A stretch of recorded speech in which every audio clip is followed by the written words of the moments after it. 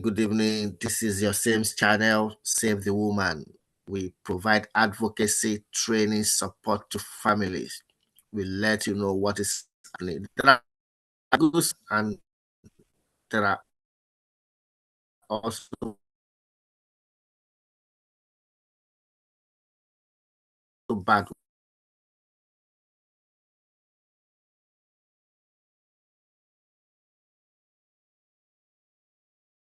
ones.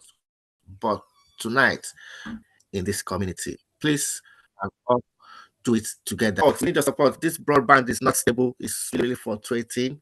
I hope we can manage it tonight. Yes, we need your support. We need your support. Keep donating, keep sharing, keep inviting, keep connecting with people. And we've got bank account if you want a cash donation, if you want online transfer. And we've got just giving page if you want to donate. And you can as well put our video out there for your loved one to hear more about this and help us to promote this. Please, we need your support. We need your support. We need more of your support. Good evening, our guest for tonight, Stoke-On-Trent. Like I've said, you are already aware we don't want to mention professional's name. We don't want to mention children's name. You don't want to mention your family's name. But people need to learn. They need to understand what is happening. And if they find themselves in such situation, they need to know how to walk through it in a way that would not harm their family or their children more. And speaking up, asking for help, what impact does this have? And how can this help family? Take a mic, Stoke-On-Trent. Thank you once again for coming around. We always say it's not easy for people to come and share their testimony. So please, if you believe, fine. If you don't believe, that's your cup of tea. Don't drop any derogatory comments. Please don't query, don't question that necessary. You can tell your own story by yourself as well. Take a mic, Mama. Good evening, sir. Thank you very much for this opportunity. Good evening, Mr. Lekon. Good evening, everybody. Thank you very much once again. So I'm just going to give a very short overview of how my family got involved with the Stoke-On-Trent social services. So it was on September 10th last year. Just went to pick up my son from school. He was 4 years old then. Yes, I have 2, 4 and less than 1 as at that time. So I went to pick up the older one from school. I was with the younger one too. So I got there. I just noticed they told me, oh, it's not around, it's not in the class, I should go somewhere. Like I was just being passed from one place to the other. I was like, what is really happening? I went to the reception. It told me after some times that I was so confused, like I really don't know what was happening. They told me that my son has made a disclosure. That was a child of 4 years old. Yeah, he has made a disclosure that I said mom and dad that were beating him with. He said, which it was really funny, that were beating him with stick and Ziegler or Igla knife. I was like, what is that? Like, I really do not know the meaning of that. Like, that is not even in we're Nigerian. That's not even in any of the Nigerian language. You have so many languages in Nigeria, and that is none of them. So I really don't know where you people are bringing this from. Before I knew it, they said I had to call my husband later. They called the social services. Before we knew it, they called the police. The police got involved. And it was just like a joke, like drama. It was just very fast. Things were going so fast. We ended up in the station. In the station, they took our statement. They asked us. They were just asking us so many. And mind you, we were put in different places, myself and my husband. And then I missed this one. They told us before we went to the station that if we have anyone to keep the children with, because the children won't be going on with us that same day. we really do not have people like that we can keep them with in Stoke-On-Trent who are also stable. But more of our family are outside Stoke-On-Trent in London area. We told them, oh, we have our sisters are there, our brothers are in London. That same night, around it was getting to evening, 6, 7, they drove my two children, less than one that was still sucking, and the other brother of 4 drove them to London and they put them there with my husband's sister. So it all was just happening at a very fast speed. We were taken in different cars, myself in different car, my husband in different car to police station. There they took the normal process, our details, fingerprints, and did the nose, like all this thing. It was like you wouldn't want, nobody would want to experience it. I don't pray anybody experience it because the person will be treated like hard hardened criminal, like somebody is a criminal. So it was so much. All those one was done. They interview us separately. They were just trying to twist square, twist, like using every means to just get what's from our mouth. But we still stand on our point that we did not do it. And we don't even know what that means, what they mean by that. We don't know what it means. It's not in our language. We are hearing it for the first time. So we never knew where the word came from. Maybe from we don't know the origin of the word because even we were just hearing it for the very first time. We don't know what is igla or zigla knife. And that same day, we later found out they came to our house. They checked the police came to our house. They searched through our house looking for what is not there, and they did not find anything because we don't have anything. Even the stick and everything, nothing. The knife, no strange knife in my house. So before we knew it, it was back and forth. We got to court, and what now made the matter was they collected our phone, right? And and this is what I want to tell us for those of us in this group and maybe any other of our friends. In Nigeria, like people send random messages on phone, like on group or things like that. Maybe things happen in Nigeria, like for instance, all this Boko Haram, the way they maybe keep people, or they can just say, this is what is happening in so place, so people should be aware, people should be careful, or maybe a case where a child is being maltreated, they caught this nanny that was doing this. Unfortunately, one of that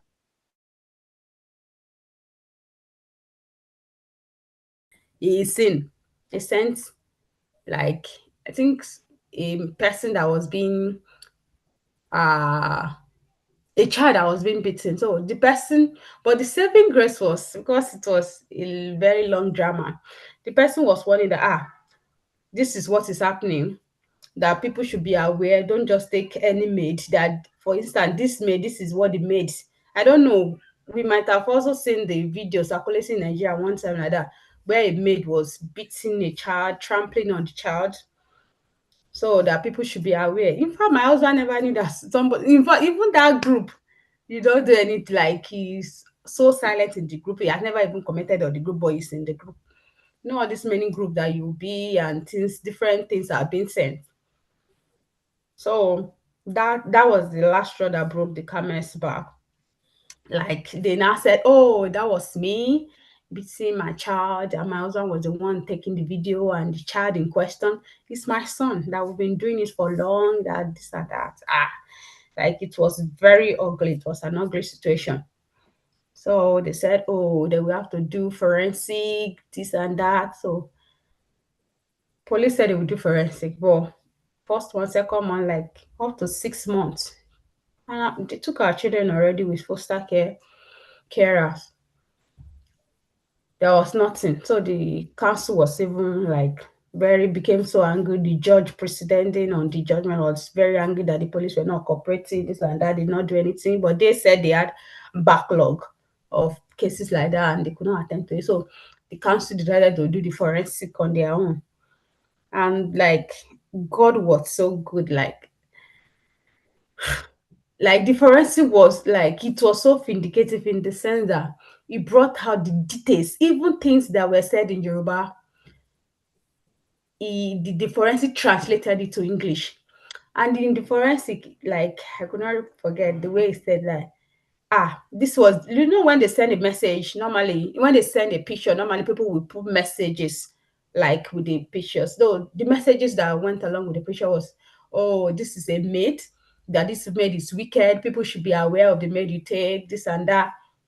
That look at the way she was maltreating the child, that people should be watchful, that this is like a warning to people because some people are like abusers. So it should be a warning that this video should be shared across, with the way people say in be shared across different media as much as possible, that it can go viral and people can see the evil some nannies or some mates are into.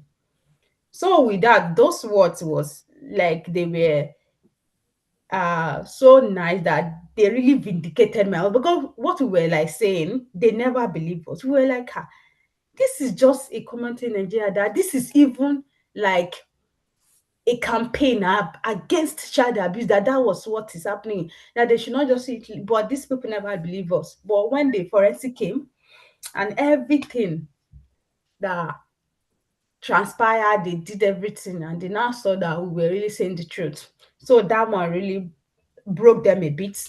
So they still went ahead, did and that.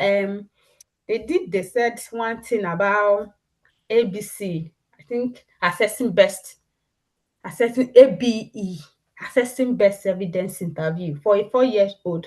They interviewed him. And my son was just saying, the boy that was, he was just saying all rubbish thing. Oh, mommy, I did. Oh, I don't know what they've told him to be sincere, but this is just a child that they born his head, that they born his head to this and that. But when the medicals, they were got the DCP medicals, there was nothing like that. There was absolutely nothing on this board, because I was there when they did his medicals. It was seen by three doctors, one consultant, and like two pediatrician. There was nothing on his body that they could lay hold on. The only thing the doctor said was, oh, that he had some round spot on his leg, and that's indicative of like insect bites, which is common in Nigeria, which is absolutely true. So everything they were just bringing, God was just vindicating us one by one. So at the end, after the back and forth, the judge was like, there is nothing she can lay hold on now. She has nothing against us, that she's dismissing the case without any, like, there's a term they used for it, like without anything. In short, it means she has nothing against us. So we are that she's that our children should be returned back to us. But the council was they, because no, the okay we because it was a long period. We had different social worker working with us. The first one we had, the man was, he's a black man in Zimbabwe, but he was very, very nice. But I guess the way it was being nice, I don't know. They decided to, all this they changed him. They now brought us, I don't know, the devil incarnate. God forgive me. The woman was, she's white though, but she was in her reports. You need to see the evil thing she was writing, that we use weapon against our children. This like she will just write things that she does not really she does not have anything to prove it. So, and the thing is, sometimes you don't I don't wish any of us to be in this situation, but if peradventure we find ourselves, nobody wish to be in this situation. That is it. Nobody. We As she was bringing in, like, we were being prayerful first. That's the thing. We're Christian, and any of our religion, we're being prayerful.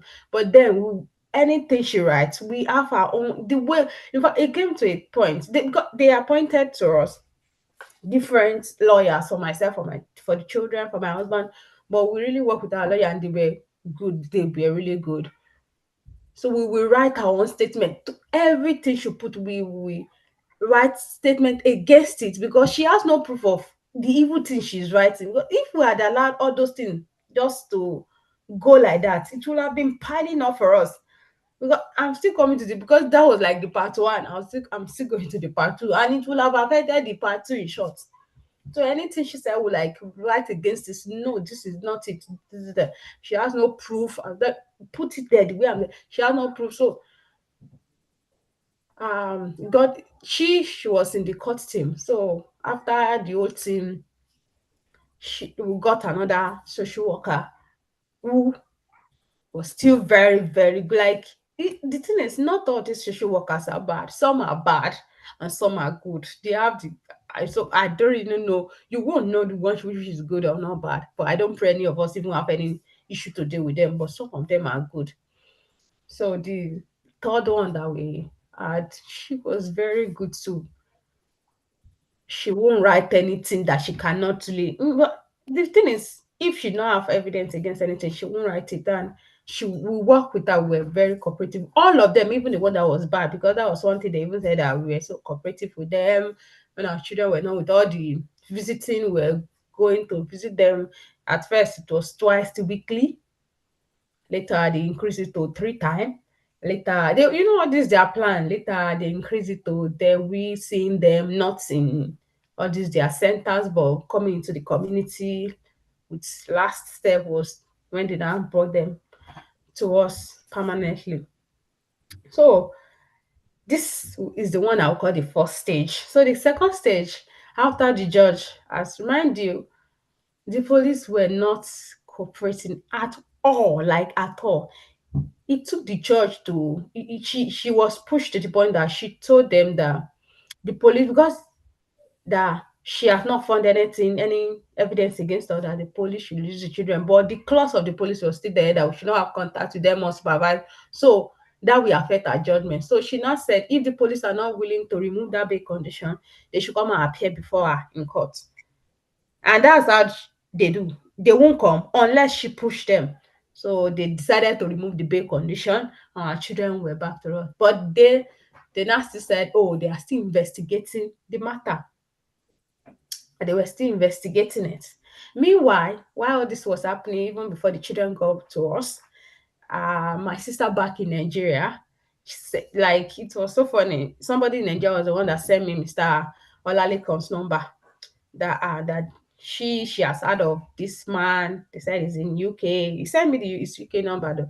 He's in UK and he has been helping a lot of people involved in this case. So I was so grateful. I got the number and I informed Mr. Laken. Like the moment I informed him, Mr. Laken, she like took it like you would think she's our brother or our relative. Like the man was so in every stage. So we are telling him we advise us this is what we should do, this is what we not do. He was really there, and I just blessed God for him. He was really there at every point in time. The most important part was even the part of the police coming to that. So the police said they were. This was after our children were brought back to us for up to like 4 5 months. Even after the children have been with us, the police said they are still investigating the matter. Like, now what are these people investigating? And we cannot go back to work. We work in NHS. We cannot go back to work. You know how they stay, how they play. Once you get involved in cases like this, your work is like on a standstill. So I still told Mr. Laker, oh, this is it. And like I knew God was right there, because this journey is a journey nobody wish to embark on. It's a journey that tests one faith. God, because I'm a Christian, we always say even when you pass through the water, I will be with you. Through the fire, I will be with you. He was really with us. Why did I say that? The police case was like, because the children are with us and the family is good, but then our work, everything, it was still there. So it was really affecting me. I spoke with Mr. Aleka. This is it. Oh, the police said they are still investigable. We don't even know. They don't have any evidence. You came to our house. You did not see anything. They went around for evidence. No evidence. Nothing. But I really don't know what they were still investigating on. So Mr. Lekan, and to God be the glory, Mr. Lekan had like a meeting. He was going to have a meeting with with the police. the police officials like in our council that same day. I told him the day I told him, the second day he was going to have a meeting with them. So he was like, "Oh, that this is it. Look, you see the way God orchestrated everything. That this was just a perfect moment. We were going to have a meeting with them, this and that." Because my employer, I've been on paid leave. I paid, yeah, they put me on paid suspension. I mean, but they started saying, "Oh, that they were going to terminate my appointment. It was over a year, and they've not had anything, this and that." So I told Mr. Lincoln, even went with me to the meeting. I did not have anybody. I only have God. And Mr. Lake was the human form that still God used for me. Went to the meeting, explained to my employer that he had a meeting with them, this and that. In short, God used Mr. Leko with the police. Because if not for him, they would have still been dragging the issue. Nothing was being done on the case. More than a year. They will do this, they will do that. Nothing was, and they were holding us just stand still like that. But for the intervention, timely intervention of Mr. Olaleko that God used, like God, it was just a divine orchestration that God used him at that time that we needed him most, and at the time that still that still coincidence with the time he was going to see the police. It was just, I just see it as God's work, and the timing was just perfect. So he had a talk with them. I really don't know how that part goes, but to God be the glory. The police later, they were the ones that still brought the letter that there's no further action taken because they don't have evidences in that we are fit to go back to our work. They brought it to my house themselves. So in this journey, the first lesson I would want us to take from my experience is, you know, in Nigeria that people send different videos. God will not allow us to enter trouble because of things we don't really know. That video was the last straw that broke the camel's back for my family.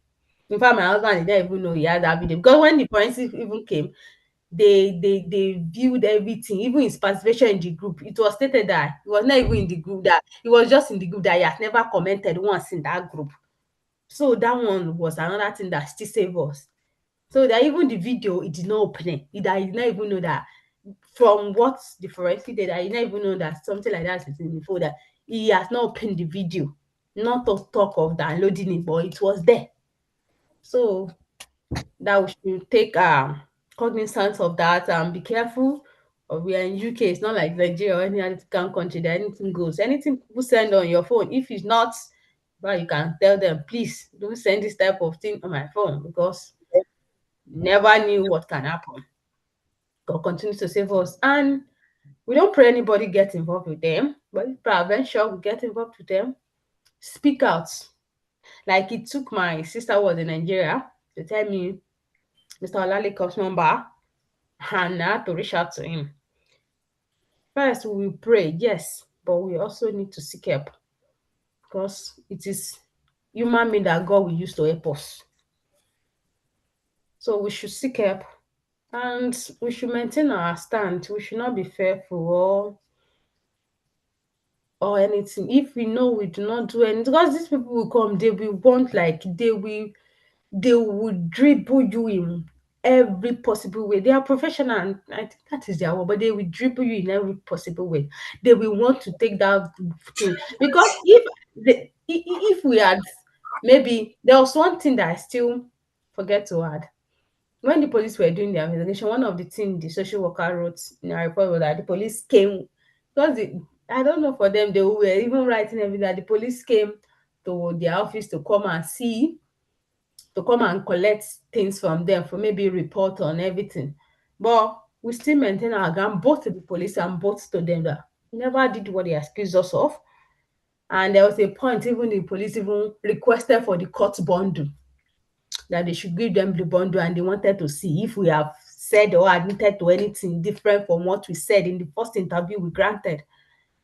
So they would have like taken us by our word if we're just saying different things and not be consistent. The bottom point is just that should be consistent. If you know you are standing on the truth, just be consistent. And also these children, you should pray for them all, because you can never be too careful.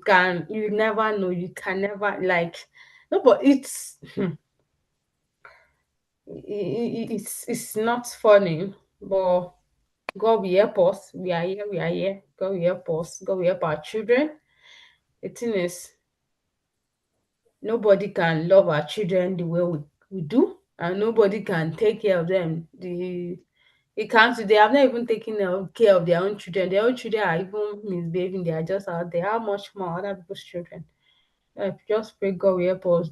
Most of us, which I know, the main reason why we come to this country is to have a better life for ourselves and majorly for our children. So what will be our gain or our lot if these children are taken from us? I pray that will not be our story. And once again, thank Mr. Olaliko. God bless you, sir. This effort you are putting into helping family, helping the community, God will reward you. And also, you should try as much as possible to appreciate his efforts. Mr. Lekon, we appreciate you. I appreciate you. My family appreciate you. And I pray God bless you. In Jesus' name. Amen. Thank you. Amen. Amen.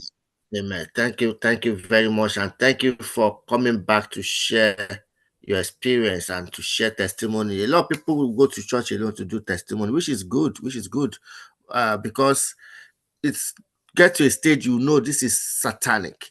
When it gets to some level, you know that this is a satanic is because obviously they've done everything possible, and parents have said their own side of the story.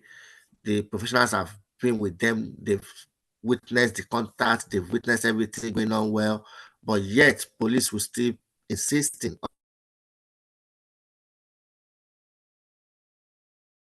this. Police, as soon as the day they arrested you, they gave you a condition, they were on sick leave. Some of them were on holiday. Like your own case, I think she has been on long-term sick leave, and this is over a year. How could somebody just make someone's life for more than a year? For more than a year. And thank God the police were reasonable when we reach out to them at the time that you really need it, because if not that, we'll be able to have a meeting. The employer will have to make a decision. In the same police force, they reported the murder. On that same day, the employer terminated the employment. It was a summary dismissal for that parent, which is so bad. And she lost her COS, certificate of sponsorship. How does that impact on the life of the children they are saying they are there to support? Thank you very much for coming. Thank you for sharing your experience. Do you have anybody that want to say something? Sweet Angel, where have you been? Where have you been? Ijoba, thank you for joining. Ibidu, Inspiration, CJO, Good evening, sir. Timmy King. Good evening. Good evening, everyone. Good evening, Secretary, and good evening, King. Good evening, everyone in the house. Sweet Angel, where have you been all this while? GP, if you want to share experience, please send a request to come up to share your experience. Around,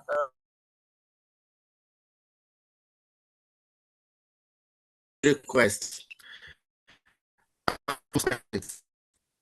not sure if should be taken from family before it happens. It's not going to happen to you, or that's a false experience. Have you been hearing from people before?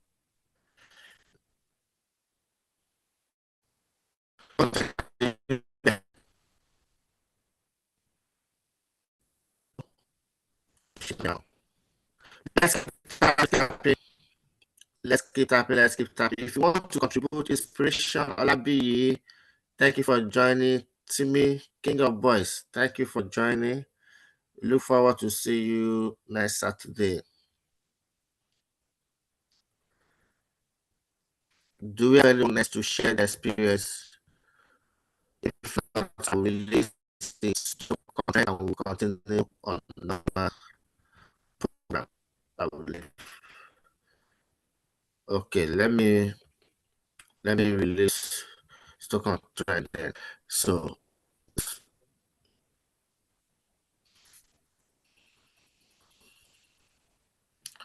let's keep tapping. Let's keep tapping. Let's keep tapping. Those of you on YouTube, please drop your comments. Drop your comments if you want to share. Drop comments. If you want to share, drop your comments. Drop your comments.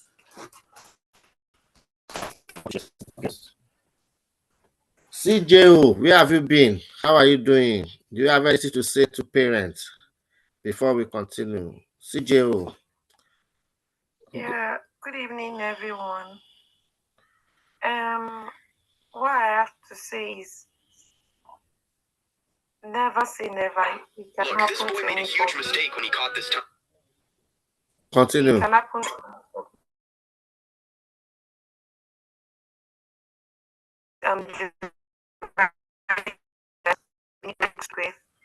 we don't need people to judge us. We don't need people to say, "Oh, you never did this as a parent." I think it's just a phase that a few of us have to go through.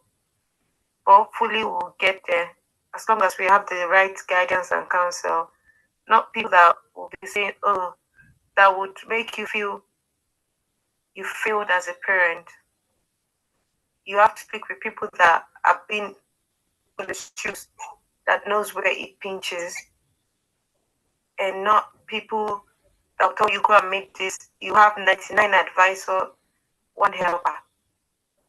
Like that's all I just feel. And as for many of us in this, I just pray our God to see us through. We're here for these children. Majority of us will not have left the shores of our country if not that we're finding a better way for them. So thank you for sharing your story, Stoke-On-Trent. Thank you, Mama. I hope you are enjoying it. Please, we've had 2 series before. Please make sure you go back and you watch them. Drop your comments. Drop your comments. We will continue to bring more city. We will be showcasing more. Please leave a comment. Leave a comment wherever you want us to cover next. Let us know which area we have loads of case studies that we can showcase for you. Today, we have a guest from Rochdale. Rochdale. If you are living in Rochdale or nearby or close by, please invite your loved ones. Let them know we are here again. We are here again. We are here again. Let them know we are here again. Thank you for joining. We hope you are enjoying it. Please relax, enjoy yourself. Continue to watch and continue to subscribe, leave comments, and share this post. Let people know. Bring them on, bring them on. We are back again. Bring them on, bring them on. We are back again. We are back again. Rush there. What we are seeing, shocking and untold story. This is a difficult conversation. Let's be kind with our comments because it's not easy for us to bring people. GP, I'm going to bring now. Please, I want to borrow a lot of space. Please, let me borrow your space. Let me bring GP. He might want to share his experience before we continue with Rush there again. Let me bring GP to contribute. Good evening, sir. Blessing. Sir, I don't know if I can quickly say something. Why did you run away from my heart? I did not run. You know, I must be saying prayers. Both behind the scene. Take a mic. Go ahead, Mama. Okay, good evening, everybody. So firstly, on behalf of this platform, I just want to thank everybody, that come back to share their testimonies on this platform. It is not easy to share testimonies, but back on this platform to talk about these things is giving everybody insight towards what is happening in the social care system. Secondly, I also want to thank, Save the Woman for its selfless, support. This is an organization that does all of these things without taking any dime from the government. And even when there are issues, I particularly have referred somebody to save the woman. Somebody that came into the UK within 3 months. I'm in Wigan, and they took our 4 kids over a scar that the child had back home in Nigeria. So all of these stories are real. They are real. They happen, and that is why I just don't want us to, come on this platform and listen to stories. Let us learn from these stories, and especially people that are new to the UK. You might not understand, what the parenting, the parenting pathway, or how children are meant to be treated in the Western world, particularly in the UK. And that is why this platform is here to put you through. See, another thing, there are, you need to learn. You need to unlearn what the way you've been treating children back on in Nigeria. You need to relearn here in the UK, and that is why this platform is here.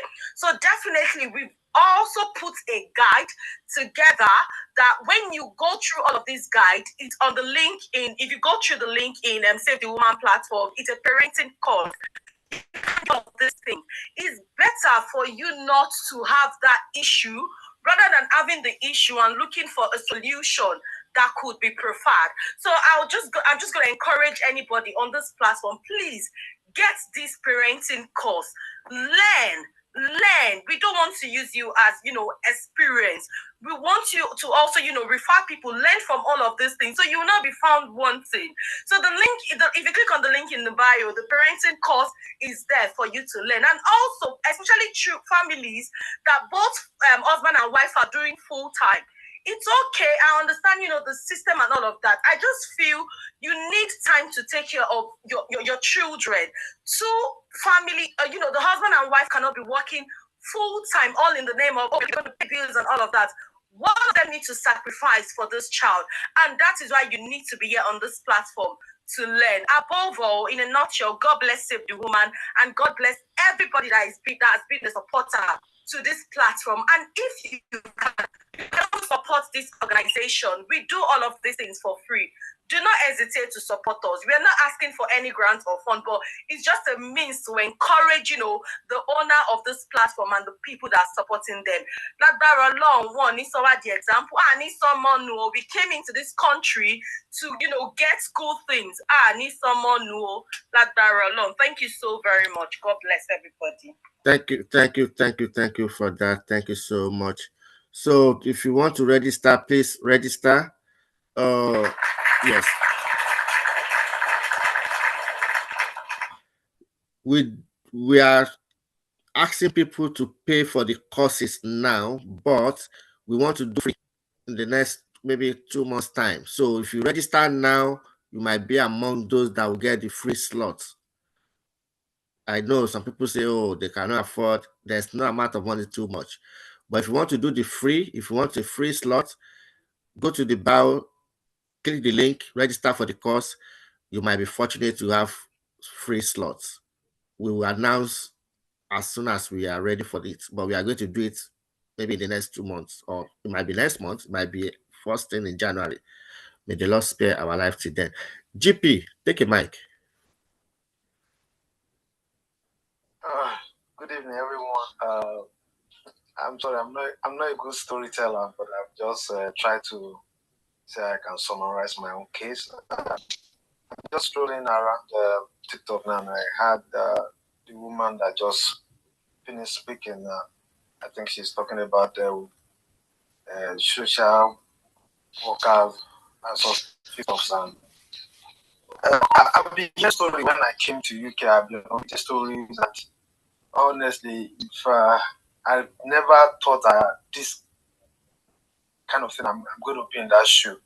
And when it happens, it's like the heaven is going to let loose. It's like, I don't know. It's like my world is just crumbling right in front of me. Because usually, my wife she worked day shift. And because of the children, I decided to stick to night shift. So we won't just leave the children unattended to. So each time I go for night shift, I come back in the morning. My wife, I will have get it.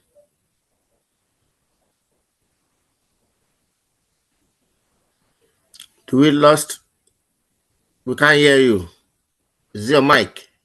Network. Yes, it should be network. Can you hear me? Yes, we can hear you now. We're a little bit lost. Are you hearing me, please? We can hear you now. We can hear you now. Okay. So I was trying to relate how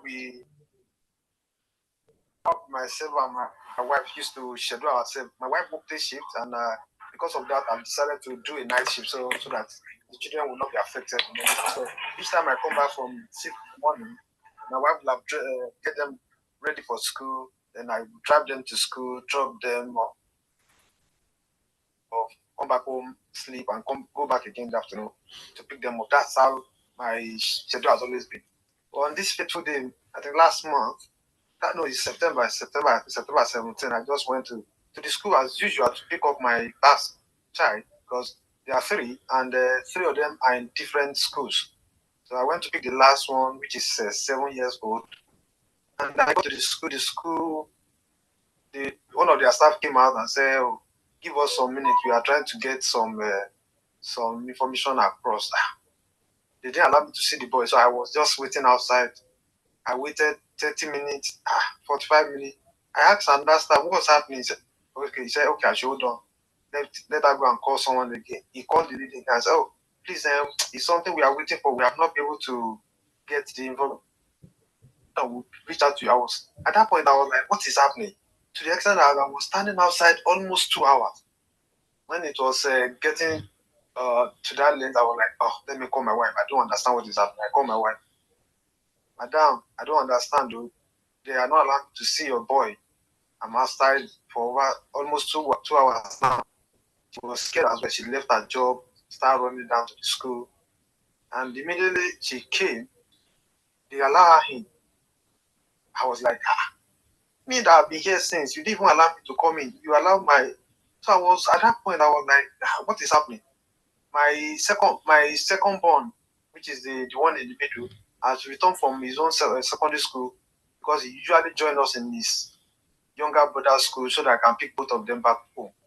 So that one was standing beside me. I said, I don't know what is happening, but in case they call you, because they know him as well in that school, because he finished from that primary school before he moved to secondary school. I said, in case they call you, you know what to say, because I don't understand what is going on. So when my wife was not forthcoming out again, I went to the room that he went, the door that he used, that door, and my wife showed her face. And I saw that her face was something else. It was like crying. I said, what is the problem? She just quickly told me, they said, my boy said he's not feeling safe with me. Feeling safe, okay? There's nothing wrong that I'm doing to this boy. At that point, it's like the ground should just open and I swallow me because I didn't want to know how to defend myself. So immediately she said that to me. The teacher quickly closed the door again against me. I was still outside. So the one of the child now came out again and asked me to please give them the senior brother, which is the one that graduated from that school as well, but he's in secondary school, that they needed to have a walk with him. So they took that one in again and started interrogating him. I was the only one left outside. What is happening? They now opened another door for me. When I got inside, I met 2 ladies. The one that introduced herself said she's a police officer. She showed me her ID and some other stuff, identifying her as a police officer. I also showed me the other lady that is a social worker. And he said the issue is my boy has reported that he's not feeling safe. Feeling safe? I said, what is happening? This is a child that is well cared for, well trained, because I don't even know the choice of what we're just missing, because I just keep telling them that there's nothing wrong in our home, because this is the last one. We keep make sure that he's not being even bullied by, because they are boys and they are his brothers always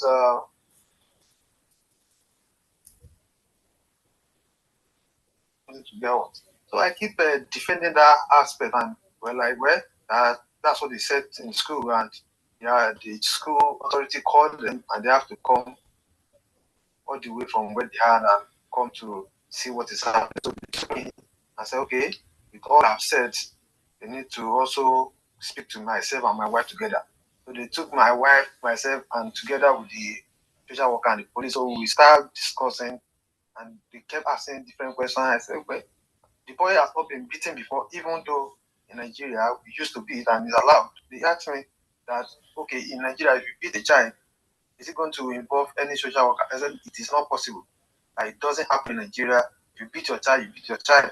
He said, oh, really? I said, yes. He said, okay, so what if the neighbor or something? I said, even if your child is doing something wrong outside, a neighbor can discipline that child.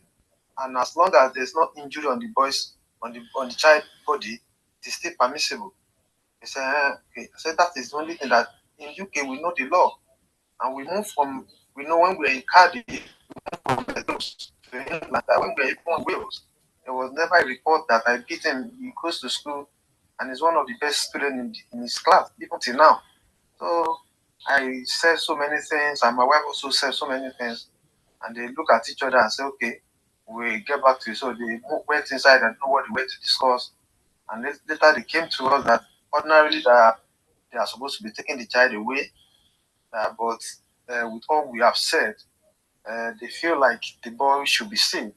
And they asked us that if we go home together tonight, what is likely to happen? I said, there's nothing that's going to happen.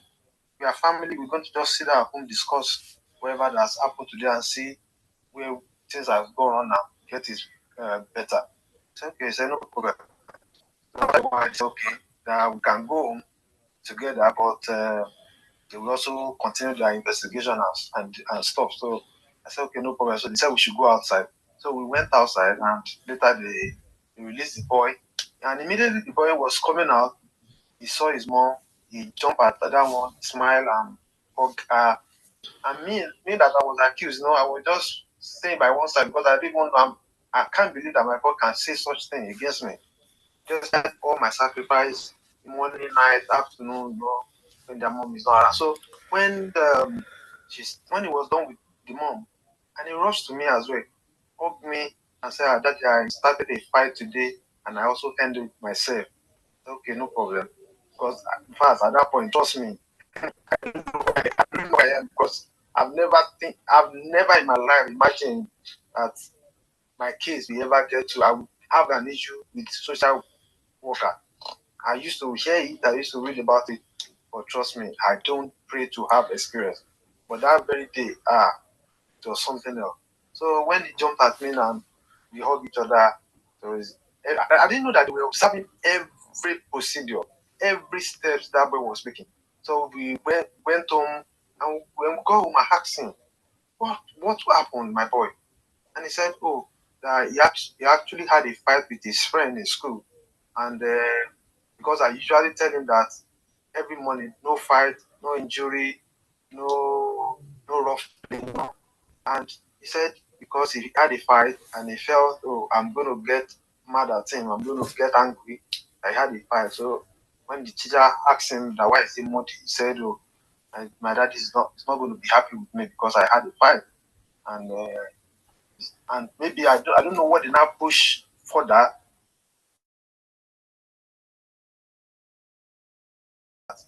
He won't be safe with me tonight because he has done something wrong in school. So I said, okay, if that's what happened, don't worry. Everything will be fine. But trust me, water was coming down from my eyes. I can't remember the last time I cried. I cried like a baby.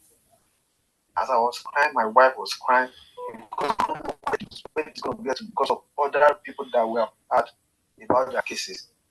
As we were crying, everybody, my other two kids that are in secondary school, they started crying. Even the one that said something wrong also join us, say it's not his fault. He doesn't know that it's going to be like this. I said, but you saw police. Say yeah, sir, he's scared. And police will now take me away. I said, don't worry, police are not taking me away. They have spoken to me and they're not going to take me away. Don't worry.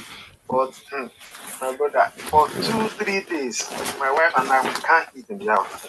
We're just praying, calling people what to do, what can we do, what is expected of us. And okay, right there too, the social worker has told us he's going to be visiting us following week. I think it happened on Thursday, and the social worker said on on Tuesday following week. So we were expecting her. No, no, between they asked all the details of other senior brothers for him, and we gave them the school and their names.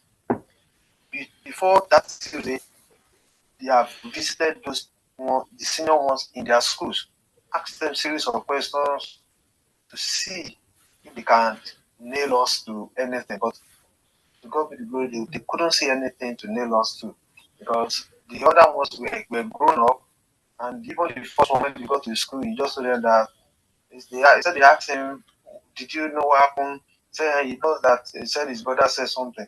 He said, "So what do you feel?" He said he's just a boy. He knows nothing about what he's saying. So I think the testimony of the senior brothers, actually was the case. So when the social worker came on Tuesday visiting us, he met all the family, met us that we are okay, where we live is all right. It's not, we are not managing space. We are in 3-bedroom apartment and flat. So she look around and said, that although she doesn't feel any, because they have looked at the boy, there's no injury on his body, there's no scars, there's nothing that to show that I used to beat them. But the boy mentioned some things that he said, when I'm angry sometimes I take a belt, I do this, I shout at them. I said, well, the belt issue, though it happened, but it's not that I used it to beat them. That there was a day that his senior brothers, two of them were because our new TV broken. And I said I was dressing up upstairs. My wife called me and I went downstairs with the belt in my hand and trouser that was about dressing up for work. So, and immediately my wife showed me. I just went back, dress up and go to work. So he said, okay, that those are the things that he mentioned. And although they have interviewed other brothers and said there's no any beating or of such here, but it happens in Nigeria. So that is it. So it's okay that she will have to report back to his office and also inform the police that visited our home. So he said the police is going to call me, and they called really about 2 days after. There's a guy that called me from police station and said I have to come around. I would need the solicitor to be by my side. I said, yes, I will. So, okay, that is going to arrange for one. So the day came, before then I seek advice, people say I should do what to do and what not to do. I went there and I explained myself. They said they are going to record everything down. I said, fine. And I explained, I downloaded everything as you were saying, and I told them that what happened that day was the boy was not saying he's not safe with me. That when I asked him at home, what he told me was that he had a fight with his friend in school. And because I've always warned him not to fight or not to have injury in school, I felt so bad he has messed up. And he said, oh, I'm going to get mad at him. That it doesn't mean that I'm going to beat him. That's what he meant. That it doesn't mean that I'm going to beat him. So that was what happened. And we said, okay, no problem. They record everything and said they have not seen any tangible evidence though, but they are going to look at all the testimony and everything and make their conclusions. So later the lady in charge too called me and said, oh, that the police told me that they have had interview with me and they are not going to proceed further though, but need to also look at all the evidences on ground, but they have not seen anything tangible. I said, okay, that's fine. So later the lady made that report and said she's going to visit them on several occasions that if I wouldn't mind, yeah, still going to visit 3 of them. I said, no problem. You can go at any time. So she has gone there. And even between the time they are doing the report, the children have done so many other things at home that I didn't even know that they reported it to her, honestly. And see all these children, because we had this glass door at our back end, and I went to work. Before I came back, two of the two seniors, they broke that glass, and as usually I would have got angry because of what's on ground. As a I just calm down. I say, well, it's my loss. I just sat in the car for a while and came back. So when after the whole thing, visitation to the children. I didn't know that all these children, they asked them every details. When the report came, the ladies expressed everything I was saying. He wrote them word for word. The day they came, that the issue happened, how the boy came out from the school, how he hugged his mom, how he came to me again, hugged me. I didn't know that they were taking note of all those circumstances, all those situations. I didn't mean that the boy only hugged the mom and didn't come to me. At that point as well, they might have used it against me that, oh, the boy is actually scared of me. But because when he hugged his mom and smiled at his mom after the hospital, I came back to me again and hugged me. I think that also reassured me that nothing really happened in the home. So those are the things that they put together, and the testimony of the brothers that said, no, nothing like that happened. Though in Nigeria it is permissible to beat children, they beat us, the grandma beat them back then in Nigeria, but here in UK it never happened. So we went front and back, and at the end of the day, they send the report to me, and there's no implication anywhere in the report. And as of last week, the lady sent a text message to me if I'm okay with the report. I said it's fine, because after all, I've looked at it. There's nowhere that I've been implicated, and said they will only just the recommendation that they only be monitoring the whole situation as well. And that is my story. Thank you. No, you've done well. It's not a good experience. During that period, trust me, it's like I told my I said, like, we're going back to Nigeria, because I don't know. Even like the ground should just open, and because I can't have, because if they take the last one, there's no safety for the two others, because they will say that injury to one is injury to all. That is it. I've seen it that a lady said they took a 42-day-old baby from her, and that each time I remember that case, my heart beat. For days, my wife, we cannot go to work, we cannot eat, we keep praying, we keep contacting people. Your own is even good. There's a case that their grandma was around. They locked all of them up in the cell, including the grandma. There's a case like that. So we just have to make sure they have every detail. Please, let's keep tapping. Let's keep sharing. Let's hear from Rush Day quickly. If we're able to do another one after Rush Day, we will. But let's hear from Rush Day first. Thank you so much, JP. Thank you for sharing that. We really appreciate. Please share with your loved one.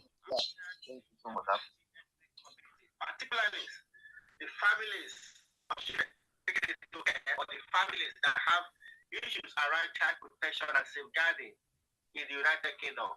Don't forget, Save Human Priority is to support families in a way that is beneficial to the child and society at large. And we will definitely continue to support campaign for positive changes. Evidence from our community engagement, we will continue to lobby the local authority for them to improve training for professionals. Because we also realize parents might also need some awareness building and training, and that is why we have come up with a program called Afrocentric Parenting Program. If you have not heard about that, please go to our website and go and search for more information. I would not want to delay on because our guest is here already. So our guest is here already. Let us just show you. Go to our website now. If you have not been to our website before, it's very easier for you to register for that course, because another batch cohort, January 2024, we have gotten a date for that. January 20 and January 27. I just thank God for everything that's it. A date for that. January 20 and January 27. This Saturday coming, we are doing another course. You need to register And now you register, make your payment for the course because we have run some of this module free of charge before. But now we are in a difficult position. We can't continue giving this out free. So we are asking for discounted donation, voluntary payment for each of the courses. So once you get to the website, you go to Afrocentric Parenting 101. That is what we are having next. 101, you click here and you register, and our team will get back to you. There has been a lot of interest across England, Wales, and Scotland, local authority. Through the feedback form, we know it is clear the word of difference this course has made to the lives of people. So, without wasting much of time, I will take us straight to our guest for today. Once again, thank you, our guest from Rochdale, to come and share your experience. Like you said, we will not be mentioning names of children or professionals involved. We will all just be letting people know it will happen for United Kingdom. Welcome, madam. Go ahead, ma'am. Share your experience to us. What Good evening. Good are your evening. experience? From Rochdale, very close to Manchester. I just thank God for everything that Save the Woman have done for me, and I thank Mr. Olalekan. It can only be God. God really used him for me and my family during this crisis. On February 17, 2023, I'm coming from work, and the school called me around 3:20 that they have not picked my 8 years old girl. She was 7 then. And I started calling the daddy's not picking, calling the other sibling, why are they not picking their sister? They are not picking. So on getting to the school, I met my girl that she's supposed to go and pick her sister. She was holding in her hand a necklace, using it to play. And we got to that reception at the same time.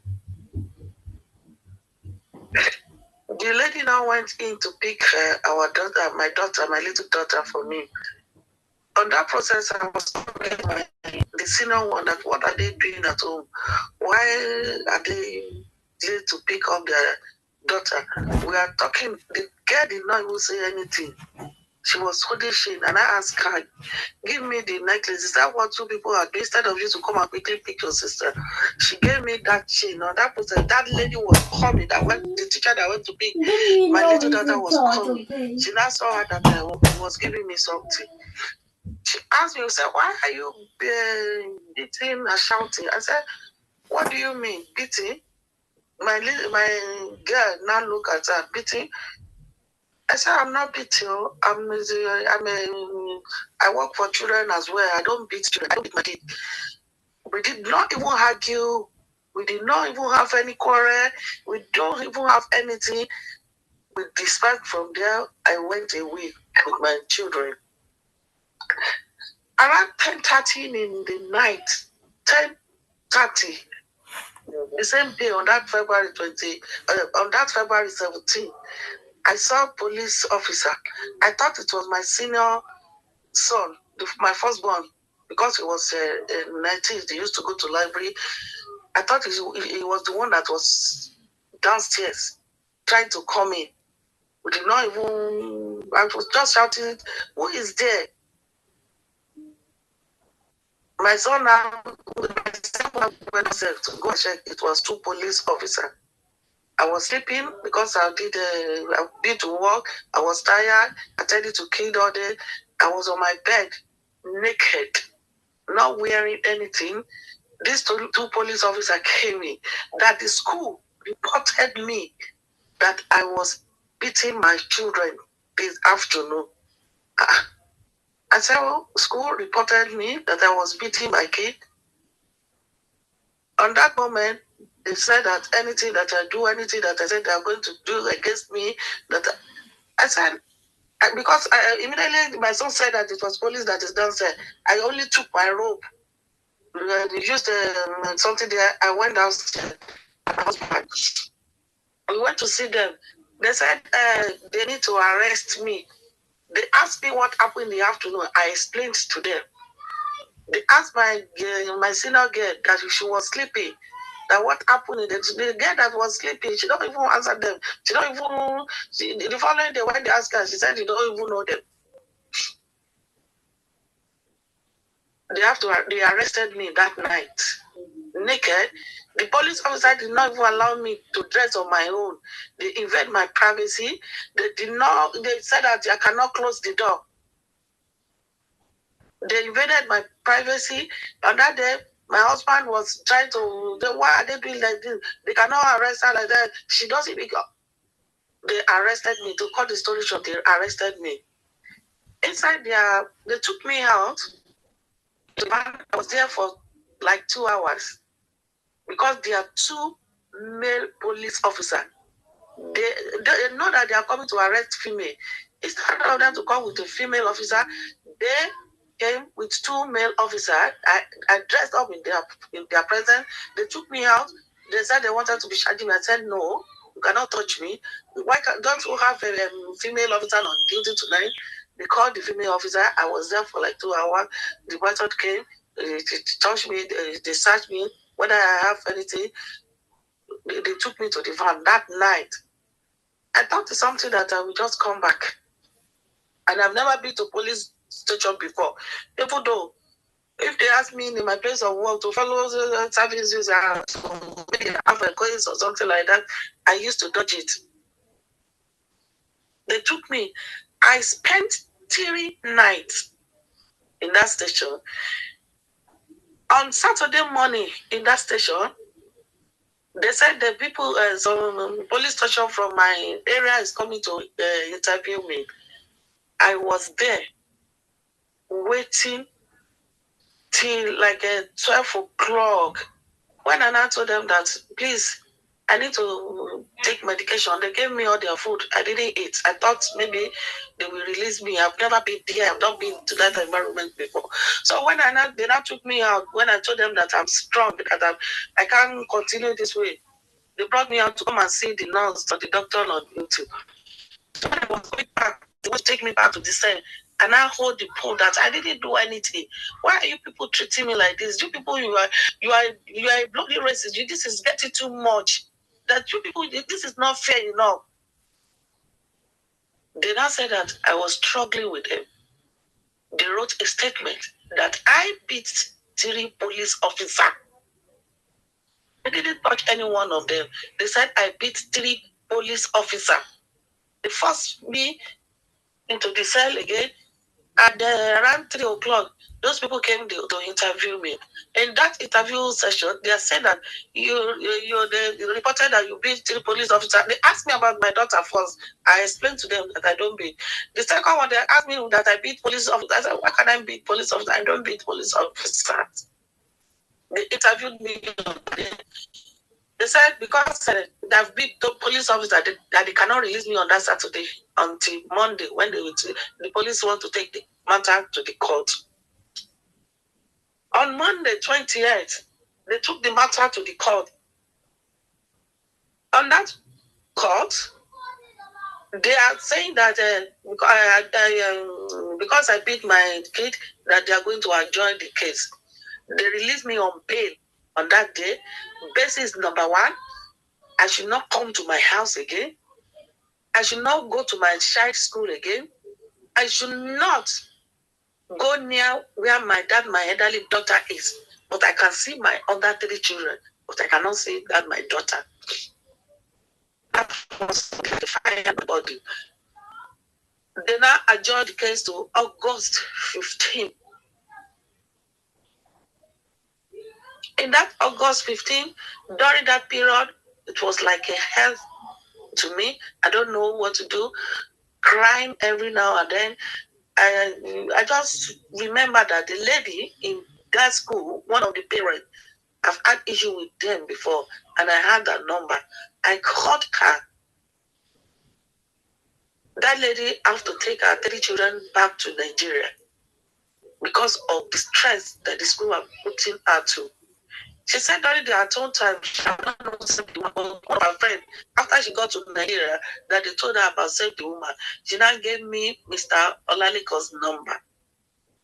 Lo and behold, just like a cold water in my heart. If I'm sleepy and you call Mr. Olaleko, they will be there, play with me, because they know the trauma and the whole thing that I was passing through. Mr. Olaleko will talk to me, they will do everything, they will say, madam, you don't need to be thinking, they will play with me. If I call him 2 a.m., this man will answer me.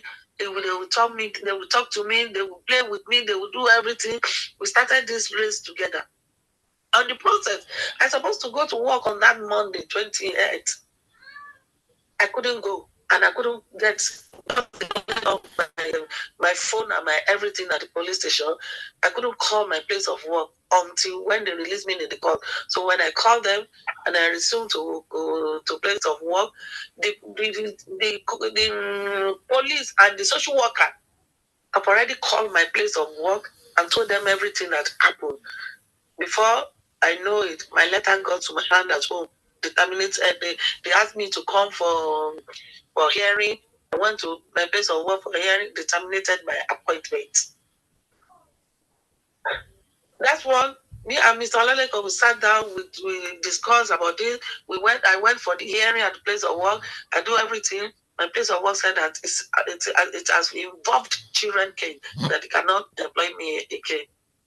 Then my place of work now sent a letter to DBS. DBS too, because DBS was there again. Because I work with as a health worker for children and adults. The DPS said that they will do their investigation.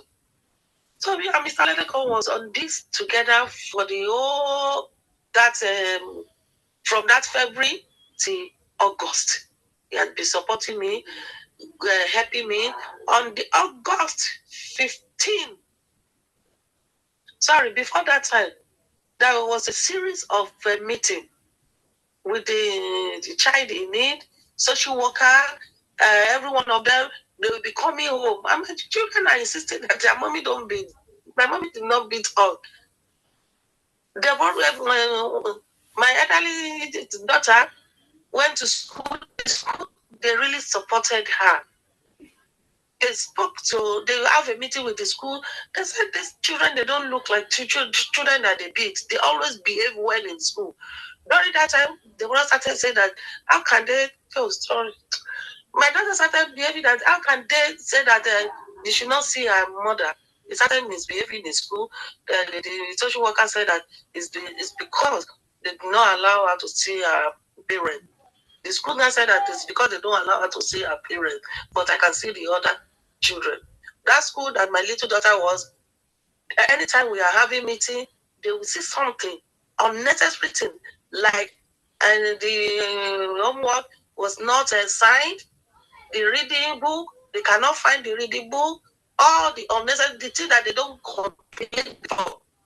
But one thing that they said is that my children do not look like the child that they are maltreating, but they are always looking for unnecessary, flimsy excuses.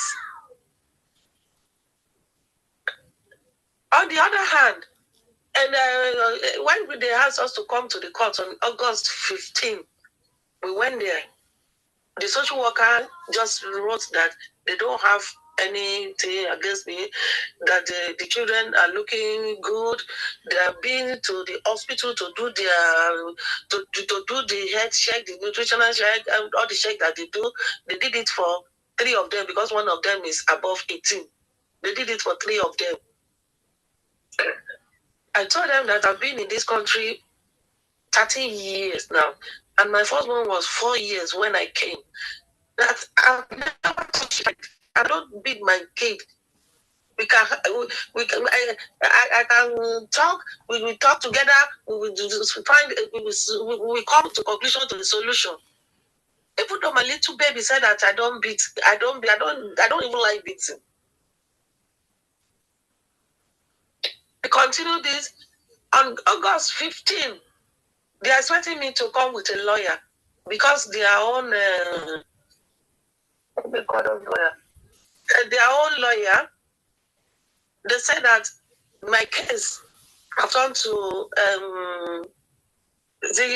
because they asked me, they said that I beat police, have turned to the criminal or something like that, that they cannot support me.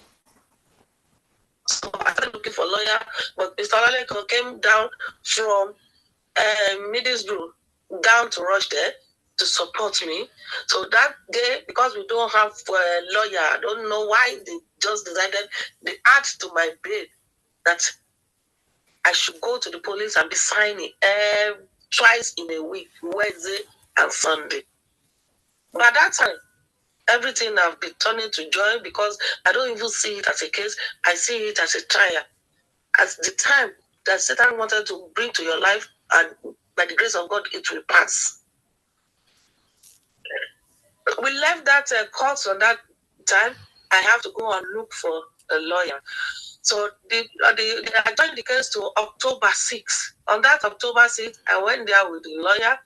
So that lawyer, with all the evidence and everything, I was able to. They removed that signing of the police away from it. But I joined it that day again. They said they need more evidence from the social worker. That day again, they said that I can come home, but under supervision. Deborah must be under supervision. She must be under supervision. Under supervision. That adult of 18 years must be there. That one went. They put the case again to October 17 when they said that we need more evidence from the social worker.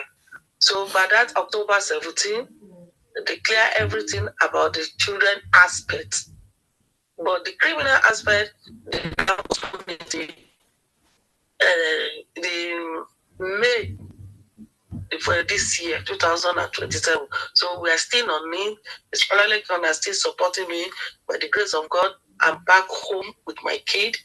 We did the Christmas together. We did the New Year together. To God be the glory. Thank you very much. Thank you very much. With this, there are people that are saying a lie. They don't feel come on my picking, they don't feel take my picking. That is what I said because I've been here since 2009. That is what I've been saying. I have 3 children that I brought from Nigeria. That is the exact thing that I have been saying.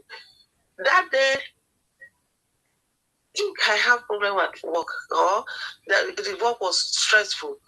And I was doing all these children to help people with visa. The people that they came, I think that stress was too much on me. Nobody is above the law in this country. The same thing I have been saying. I've been saying that there's no Jupiter that can take my children away from me. When the mayor, the grant for you for this country, my sister, my brother, it will be like a dream. To me, because the first month, I nearly ran mad. Thank God that I know Christ, and thank God for Mr. Olaleko. Anything is always there for me. I will call at the middle of the night. Mr. Olaleko will call me as if you know what I'm passing through and you know what I'll be thinking. I will not sleep. 1 week, I will not sleep. In fact, they can destroy somebody's life that does not have family, that does not have support. They try their life. And the mental home, you think that there's no black there. There's a lot of them. All these things lead our women, lead them to have mental health problem. A lot of women are on medication for mental health. God will help us. We will not find ourselves, but before we cannot find ourselves, we need to be careful and take precaution. Thank you, sir. Now, because of this case now, they reported to Lado Lado reported to your employer. Yes. You appealed the case, but your employer seems to say that they terminated it based on referral from local authority. So when you take this back to the local authority, what did they say? The local authority, they are just being dabaru everything up and down. They are telling me that they don't know anything about it. They are not the one that did the referral to my place of work. They are, all of them are just lying. So all family, fine. They just disrupt my family. Thank you so much. Thank you so much for coming to share your experience. Please, loved one, if you know of any family that are passing through this situation, let them know they are not alone. Let them reach out. We will be able to provide as much as help we can offer. And we've mentioned as well, every Saturday now, we will be bringing this to you.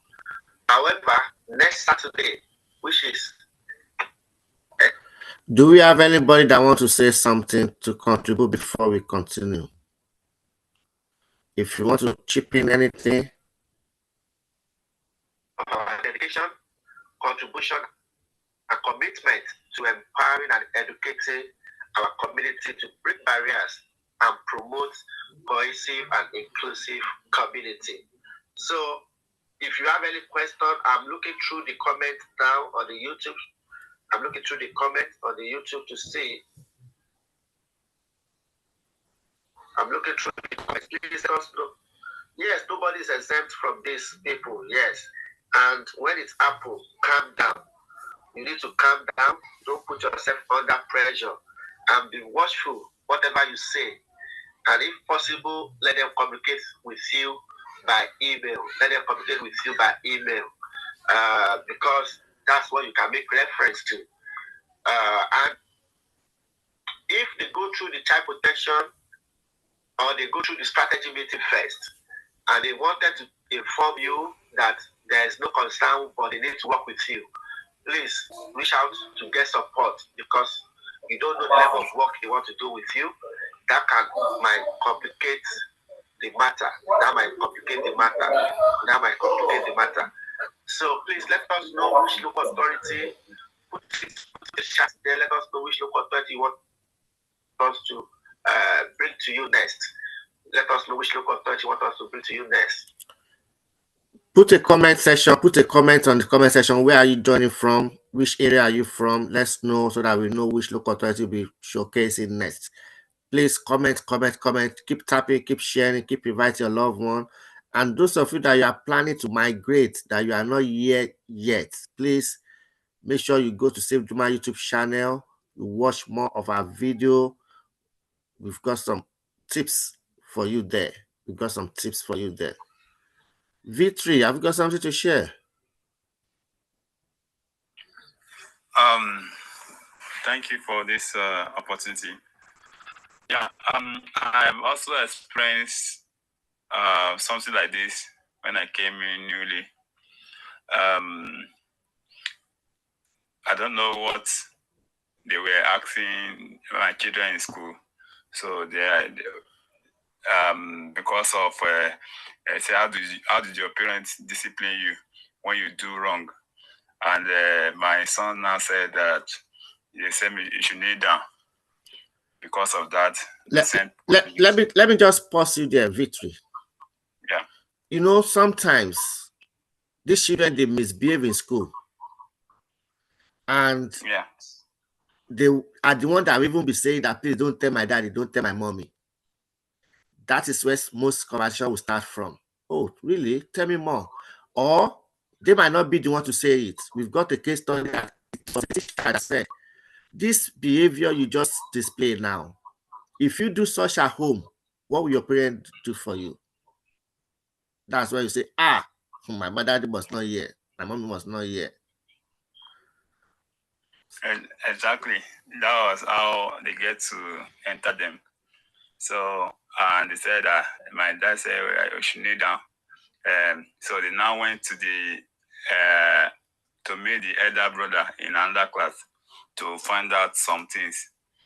before I know. So when they came home that day, the elder brother said,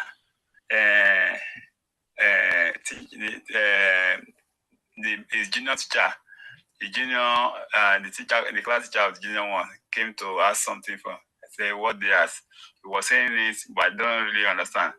Until that evening, I saw police that came in. I said, we got reports from the school that you beat, you do this. I said, how? I said, there's nothing like that. How? And those children, they now met them. So they took them in separately to ask them. So got so good. And the children didn't say anything. They said, no, my dad don't beat me, my mom don't beat me, something like that. So, and the police now called, they said, due to the report they got from school, that's why they came. So I said, there's nothing like that. So they now went. So, fast forward to another time. They came again. At this time, and why? Because we were ignorant, we don't know how things were going. So when I now discovered that this is the route that these people are taking, so and I started talking to my own children that these people, their mindset, they are not for us. I was trying to tell them whenever they ask you anything in school, don't say anything. Anything that concerns your family, please don't say anything. You are there just to go and learn. Things that I'm just talking to them. So during the holiday, so the share service now came into it that said that they would like to be coming to check on them. The day they come, they check our house, check our fridge, make sure that there are enough food. So like that. So also we do go to meeting, go to the school for meeting. What the children say, and when they got to a point, something now happened.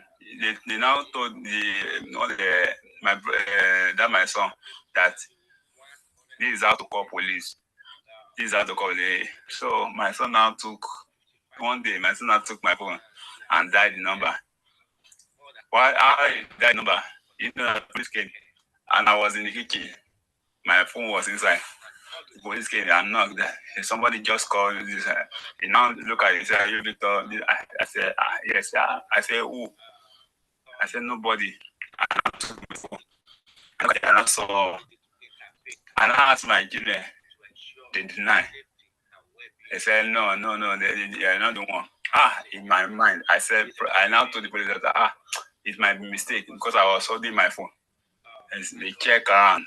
They go upstairs. They check around. They now left. That was when I now said, I can't continue like this.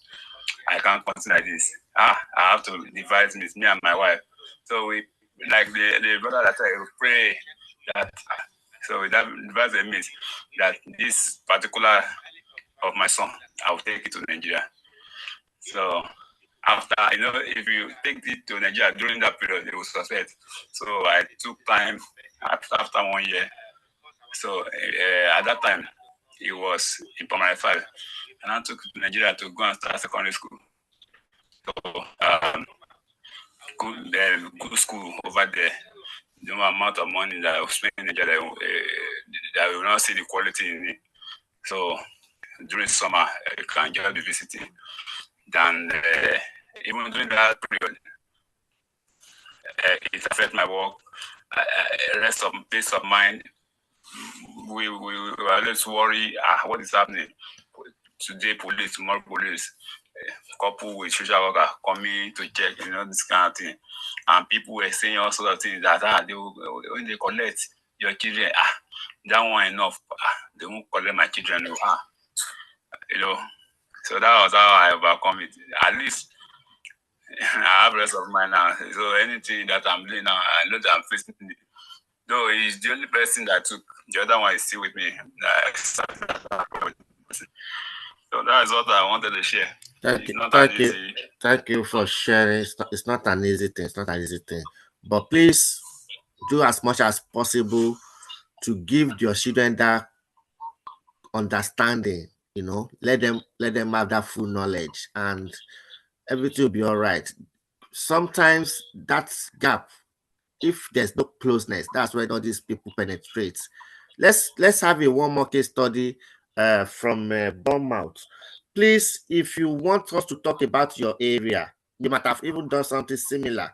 Just let us know. Just drop a comment section. Let's drop a So comment. I'm in Birmingham. Birmingham, we have a lot of case study from you. We will share one of these days. Oh, before we go further, let's share. I've got something to say, or we should continue and we'll bring you up later. I've got something to contribute to share. Good evening, Save the Woman, and good evening, everybody. I think for me, I come on such platforms to also listen, to see where the gaps are, Good. but also to see where we can offer support. I may sometimes want to encourage us. There is support out there. Exactly. I'm sure there are loads of other Nigerians who are part of social services who are equally social workers. I'm a Ghanaian, but interestingly, I've come on a Nigerian. I wouldn't say it's a Nigerian platform. It's our platform because when the children are going through that, this child is a Nigerian or a Ghanaian or a Zimbabwean child. It affects us all as Black people. And the reason why I come on such platforms is only to be able to educate. Sometimes, out of good hearts, we don't know that this is what is happening. So, when my son or daughter is calling me sir, when my son or daughter is, telling teachers, please, I beg, don't tell my mom or dad, else they will kill me. They don't literally mean, let me use the word bite, they don't literally mean that that is what we are going to do to them. But these teachers also out of, they have a responsibility because if they don't do anything about it, and based on the language that the child used, something happens to the child, they will also lose their job, you know. So it's something that sometimes it becomes, so who should we support? The teachers are doomed if they don't, and our children are also doomed if they don't also speak to these teachers. Sometimes it could it can easily be an easy thing. What's going on? This child is always coming late to school. Okay, this child is always coming to school with their jacket smelling of pomo. Okay, my people, we need to be very open with what is going on. This is not our country. They speak a different language. We speak a different language. The way we bring our children up is totally different. We don't want our children to feel like they need to go about having secrets. We don't want our children to feel like, we cannot tell people the happiness and the good times that they are experiencing at home. We cannot say to our children, if you misbehave, I will take you to Niger. My brother and sisters, Niger is our home. Ghana is our home. We cannot use these things to threaten our children. Because when they go to school and they say to the teacher, I'm scared because I did X, Y, Z, and my daddy says they're going to take me to Niger, it is seen as a form of a punishment. So as maybe I may have come, or somebody may have been expecting that, I'm coming here to maybe blame social services. My brothers and sisters, I am part of social services. I'm a social worker. But all that it means is sometimes we need to arm ourselves by knowing the system that we live in. And if we know the system that we live in, then our children do not become victims. None of us, and I know we cannot say it for everybody, but for myself as a Black social worker, I don't want any of our children to become part of the system. But does it happen? Yes, it happens. Is there anything that we can do? Yes. That is exactly what Save the Children is doing. That is exactly the reason why I am here. So it is not something that we need to be very honest to say we will fight them. My brothers, my sisters, the judge is not going to be coming from Nigeria.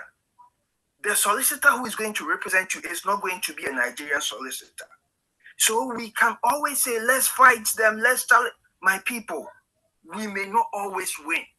All that we can do is to educate ourselves. And the more that we educate ourselves, the less likely that we will become open to these services. So I think that is the little contribution that, I came here with. Thank you, brother. Thank you so much. That is why learn, unlearn. And that course is there for you. We charge people, we did it free before, but we have been asking people to pay for it. Meanwhile, we are having free slots. If you register now, you might be one of those that will benefit from those free slots. Is prevention, early help is much more better than intervention, So it's earlier better.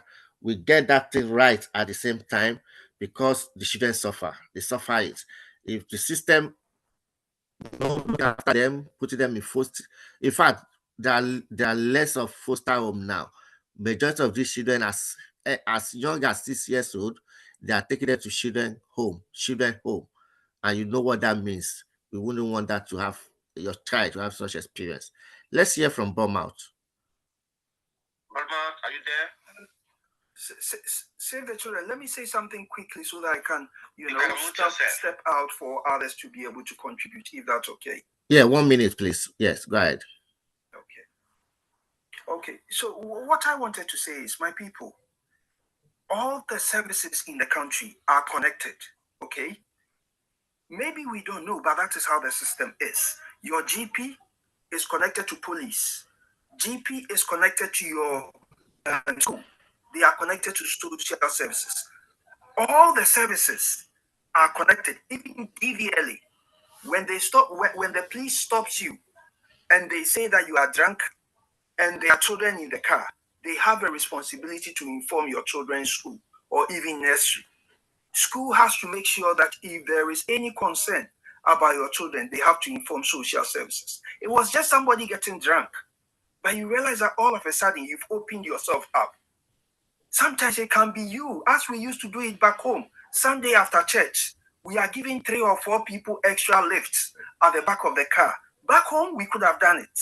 Here, there are children involved. You've got about 5 people sitting at the back. Oh, my brothers and sisters. When police stop you, they will be asking you, where is the car seat for that? These are some of the little things that we will be saying to ourselves. Oh, they don't like us. No, it's not always the case. Let's ask ourselves, when I am having issue with the wife, and maybe I am thinking, my wife is a dependent, my husband is my dependent, we are having a little bit of, misunderstanding. Let me see how I can make sure that they can smell pepper. I will call the police for them. Oh, get them out of the house. My people, immediately the police come, they are not just coming to listen to your story. They will find out all the children who lives in the house. If there are concerns, they will have to tell the school. When your children go to school, maybe some of your children have never seen a police car come to their house before. They will go to school and say to their teacher, the police came home yesterday. Even police would already have told your teacher, the police already told the school that we went to this address. I'm not saying that when there are concerns in the homes, don't seek for help. That is not what I'm saying. But when we are just doing some of these things out of malice, COS, consent, I will show you puppet, I will get you out of the house, and all those nonsense, I will record you and give it to social service. My people, we are adults. We are adults. Since when do you need a police officer to come and get your husband out, to get your wife out, so that you know that you've won that case? My people, let's learn to manage ourselves. When your ambulance comes to your house, when the ambulance comes to your house, if there are anything that they are worried about, they need to tell your GP. They need to tell school. The first thing when you go to ask you, has your son or daughter got social services? Maybe you say no to them. But my people, this is nothing for you to hide. If they have, let them know. Because the more you start to hide something, the more they start to think that, you know what, is there something more that we need to know about this family?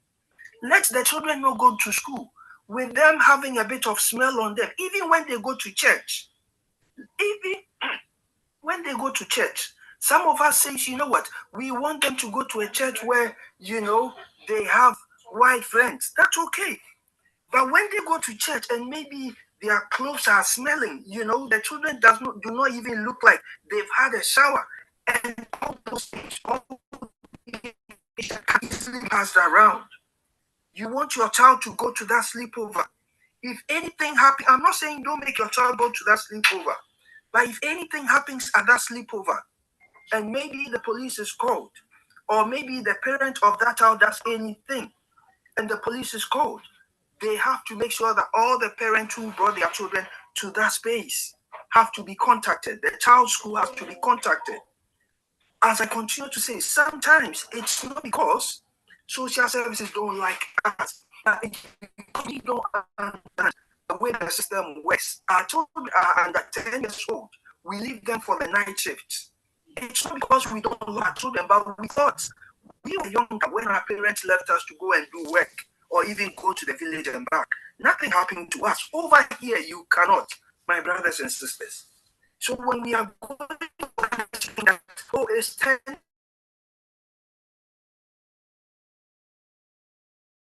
go by 6 or 7, I will be home to get them ready for the school. Because in this country, they have an age where they cannot be left alone. By the time you notice, your neighbors are watching to say that you are leaving that child home. This is a whole discussion on its own. But I just wanted to come here to let you know that sometimes we become victims to the system, not because the system is looking for us, but it's because we don't understand the system. And the more we learn, the more we ask for information. Please, let's do. Because we cannot fight forever. And that's exactly what I want to leave everybody with. We cannot continue to fight and want to think that we will win. The people who are out there, they are not our family. Even when they are family, now we cannot just close their eyes when they are seeing the concerns. So let's continue to come, let's continue to learn. And whenever we think that we have any slight of a problems, let's not sit back and say, oh, the teacher doesn't like me. When the school is saying that they are doing parent evening, don't sit back and go for that extra shift. Go and speak to that teacher, because if you don't go, they will mark it to say that Chuameka parent did not attend. That's fine. Nothing will happen. Nobody can force you. Nobody. People will say, I didn't come to this country to watch the lights. It's true, you didn't. But all these things add up so that when something happens, they can easily go back and say, look at this, look at this record. Parents have not been engaging. When it's time for you to pick that child up, please don't be the last person who is always running to got shift to finish. Please pick them on time. And when you are going, even our ladies, look at the wake. My people, parents, let's work together. It's not easy to do it yourself. How much more to be a couple? Couples are struggling. Instead of you thinking that, I will do it myself, I'm now a single mother, I will champion it because I will get a house. You may get a house, but you may lose that child of yours. My people, this is going to be a little. Thank you very much. I'm sure at another time we can all meet. Thank you. Please don't forget to drop your heart me. Don't forget to follow. Don't forget to leave your comments. And please share widely. Share widely. Thank you so much, Mr. Black. Yeah, thank you so much. Thank you so much. Let me call your name properly. Blackness Generation. Thank you so much, Papa.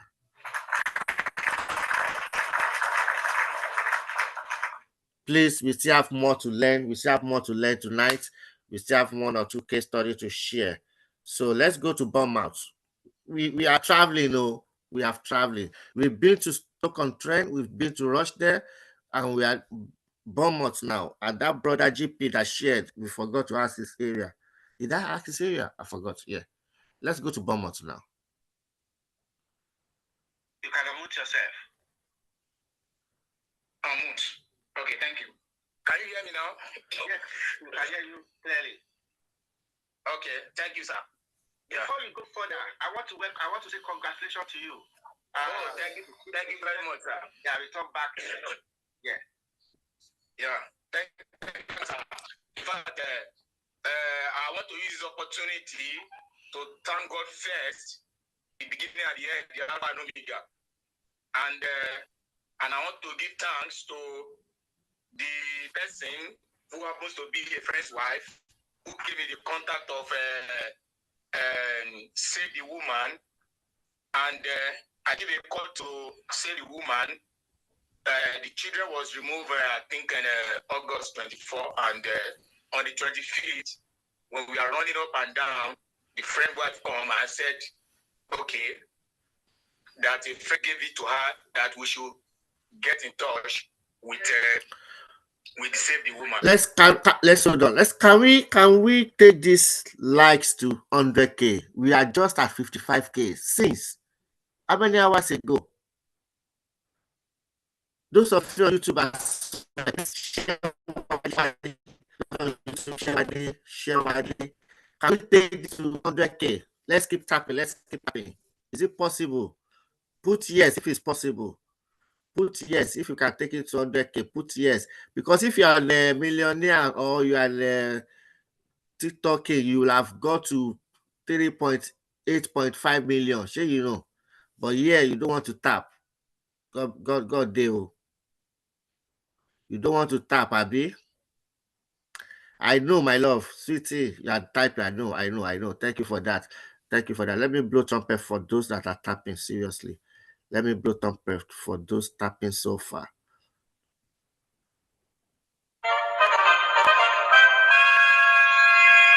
I also drop a treasure box if you have. Let's continue. However, I reached to Mr. Lalekon. Immediately he heard that, he was willing to assist. I was even doubting. I was doubting initially, but he was just willing to assist. Then he get our consent, and immediately we give our consent, and we started rolling. So I have to use the opportunity to say thank you, Mr. Olalekon. Long life Save the Woman. Long life, Mr. Olalekon, and God bless your family as well. Yeah. So now the experience was so horrible, and the experience was so horrible, and I will not pray for any family, especially. Thank you, sweet agent. Thank you for that treasure boss. Thank you so much.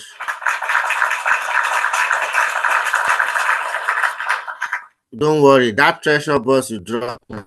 The coins of the kingdom. Your number is getting closer now. You know, your number is getting closer to that number one, heart of the king. Don't worry, it's getting closer.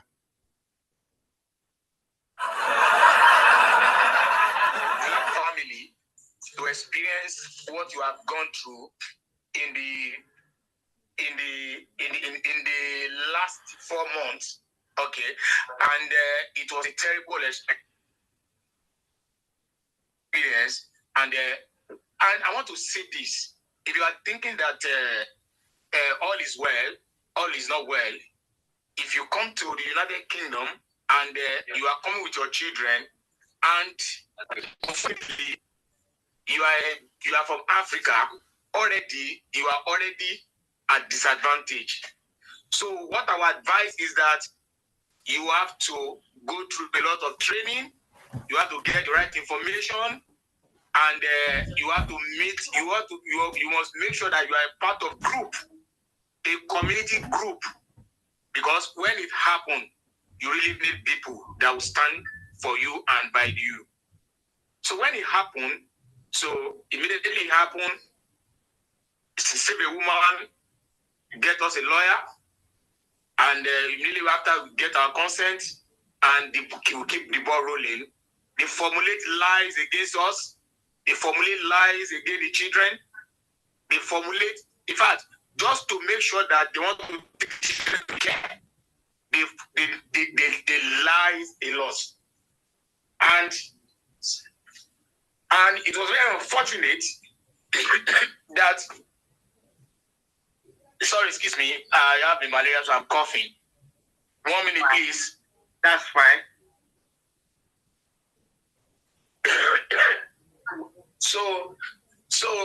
And they formulate lies. In fact, the very day the children were reported, immediately, that the second day, they set up a court immediately.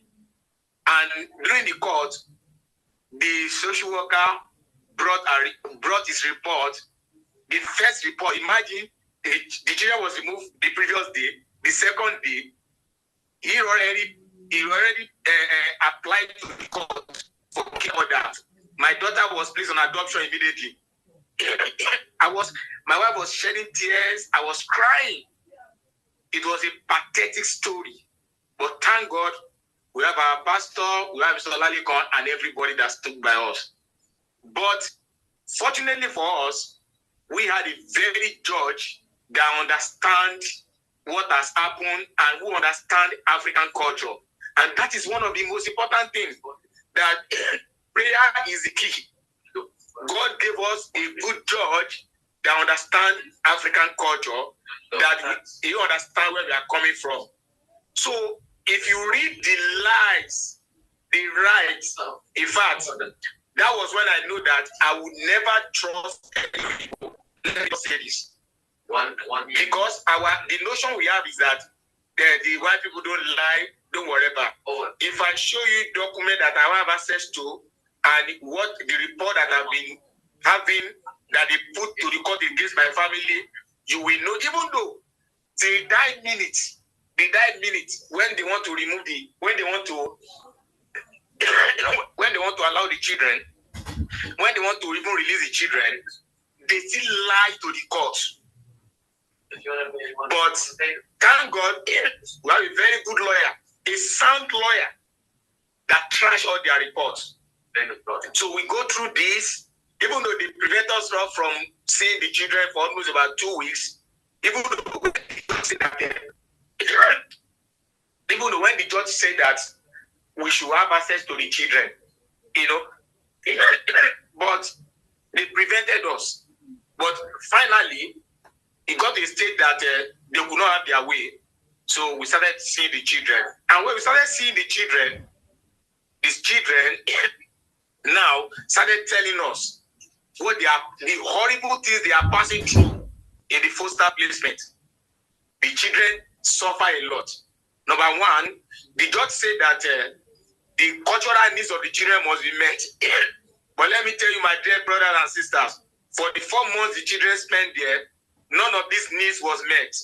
The children only barbed their hair once after so many pressure from us. They have been eating African food or Nigerian food since they are there. Now, they experience racial abuse and racial attack. And several other things that happen there. So, and at the end of the day, what even killed them is when the racial abuse come. So we raise it, and we raise it to the court. And they now said that they are going to place the children again to another foster carer since they experience racial attack from that one. Then the judge now said no. That because before I said that, I think the third hearing or so, they just said that that independent social worker that understand our culture.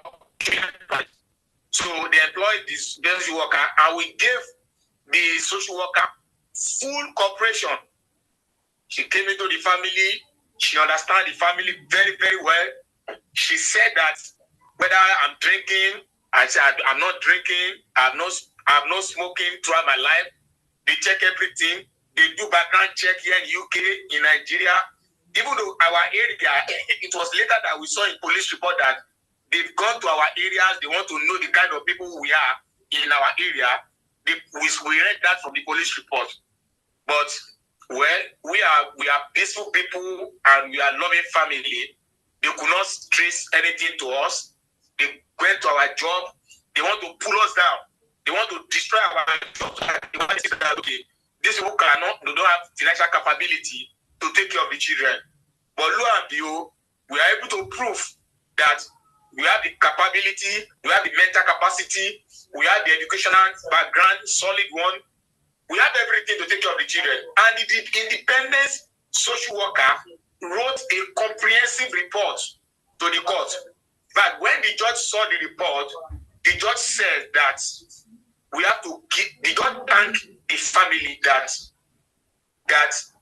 if we as parents can raise this kind of children, then if what they are accusing us for is even true, it believes that we cannot do it again. It just stand for us as a guarantor that the children should be released.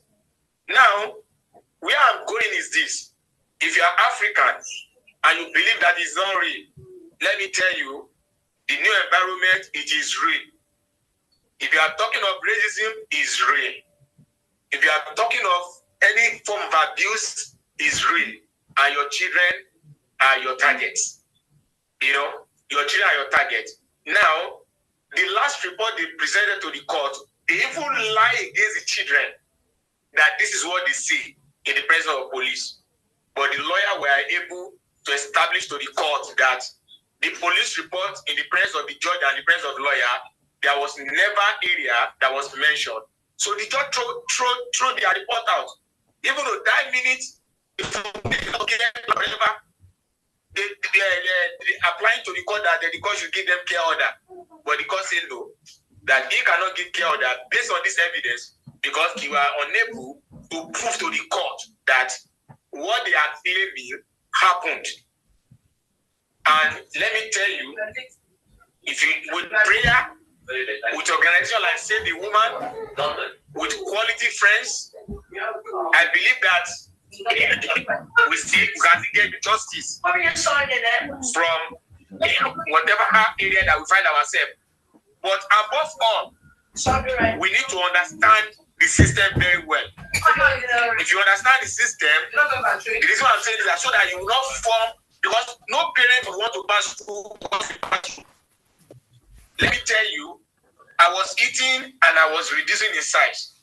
My wife cried almost every day.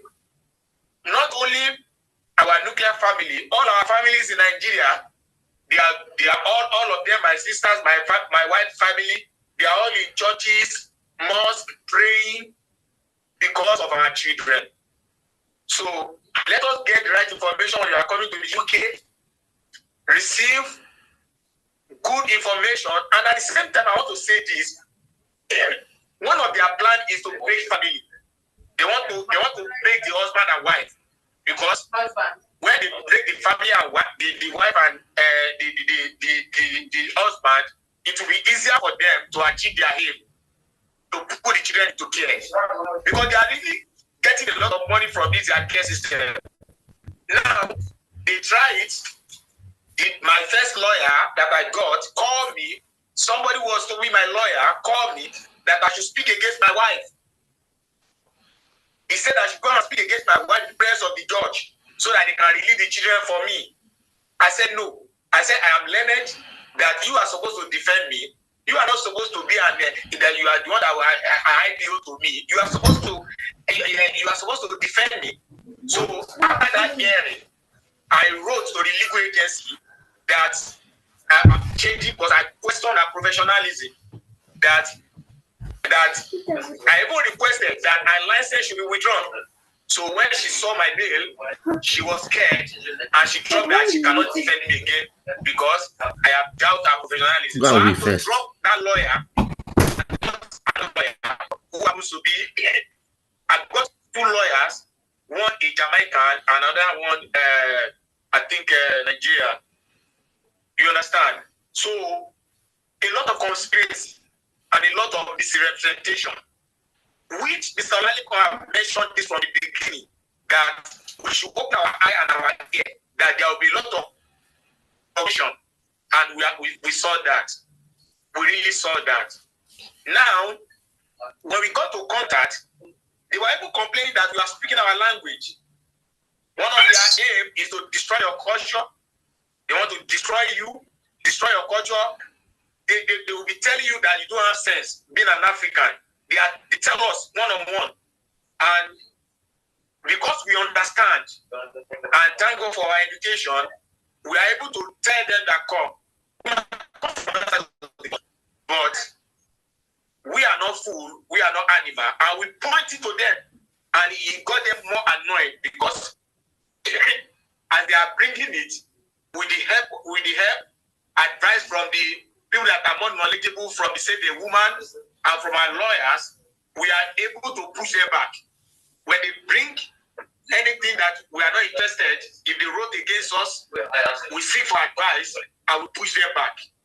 And before God and man, God was on our side, and everything that we put forward to the court to tackle or to speak against their abnormalities and the lies and their brutality, God just spoke to us to the judge. And anytime we went to the hearing and the judge said they would just speak on our favor. Because even though if you are not even a judge, merely seeing the report they brought forward to the court, you understand that they are just desperate to meet their target. And what is their target? To send your children to care, to suffering. Because there's nothing in that care system than to go and suffer. Because when my children came back, let me tell you something, they came back with injury, they came back with rashes all over their body, they came back with a cough, they came back with any sort of things that you can mention. Hello? Hello? Hear you. Hello?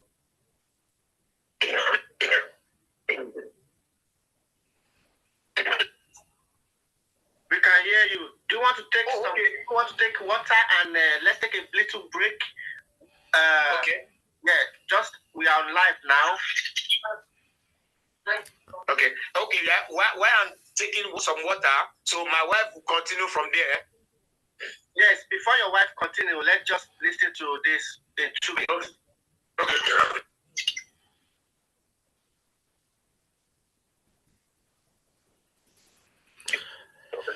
Lady P 001, longest time. How are you doing? I'm fine, sir. Good evening.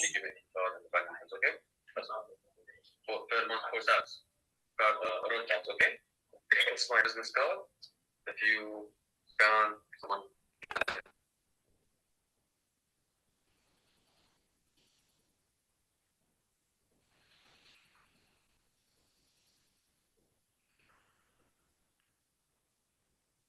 Sweet Angel is our number is getting closer now. She's really left and right taking care of the king of the kingdom. All of the queens. You better cheer up. Good evening. Is it okay for me to speak on? All right. Is that right? Yeah, read. Just read. Okay. Yes, my Two minutes. If you have not subscribed, don't forget to click the button to subscribe and also click. Go ahead. Okay. So listen to the book.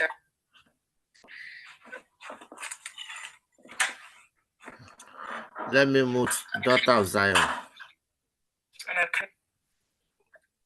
Go ahead, read. That I formulated it. I'm someone who is 13. And here it's breaking. The thing is breaking. It's breaking a little bit. Is it still breaking now? If you can just just adjust where you had it a little bit. Yeah, is it better now? It's better now, I think. Yeah. So I came here at the age of 13. I, went through school, went through that, and now I have my own daughters. Well, I think I need everyone to understand that nobody is sitting in a place and planning on taking your kids. They will capitalize on little things, because at the end of the day, what they think of Africans, they have like their own opinions about us already. They know that we Africans tend to smack their kids. They know that Africans tend to punish their kids, which are things that are not allowed in the UK. Which is why I kind of stand with what the Black Next Gen? Yes, Next Gen. Yeah. that you must understand the system. When you migrate to a country or to a place, you must understand their system and what the system stands for. This country prioritizes children. So there are certain behaviors and things that we would do in Nigeria that is just not allowed in the UK. Things like, when you're talking to your child and you're standing over a said child, to them it's almost like you're trying to threaten the child or frighten the child. So they prefer that you bend down and speak to the child at eye level because they believe in body language. I've had, and they look at the little things, they pick at the little things, and you might say, oh yeah, they're picking on me because I'm Nigerian or because I'm African. Yes, because they know what is done back home and they don't want those things to repeat themselves to them. What you see as punishment or as discipline, they see as abuse. And they don't want the same things to happen in their country. So little things. I've always said to people, school is basically for them to monitor that the kids are okay, the kids are fine. Everything they're doing is to benefit your child.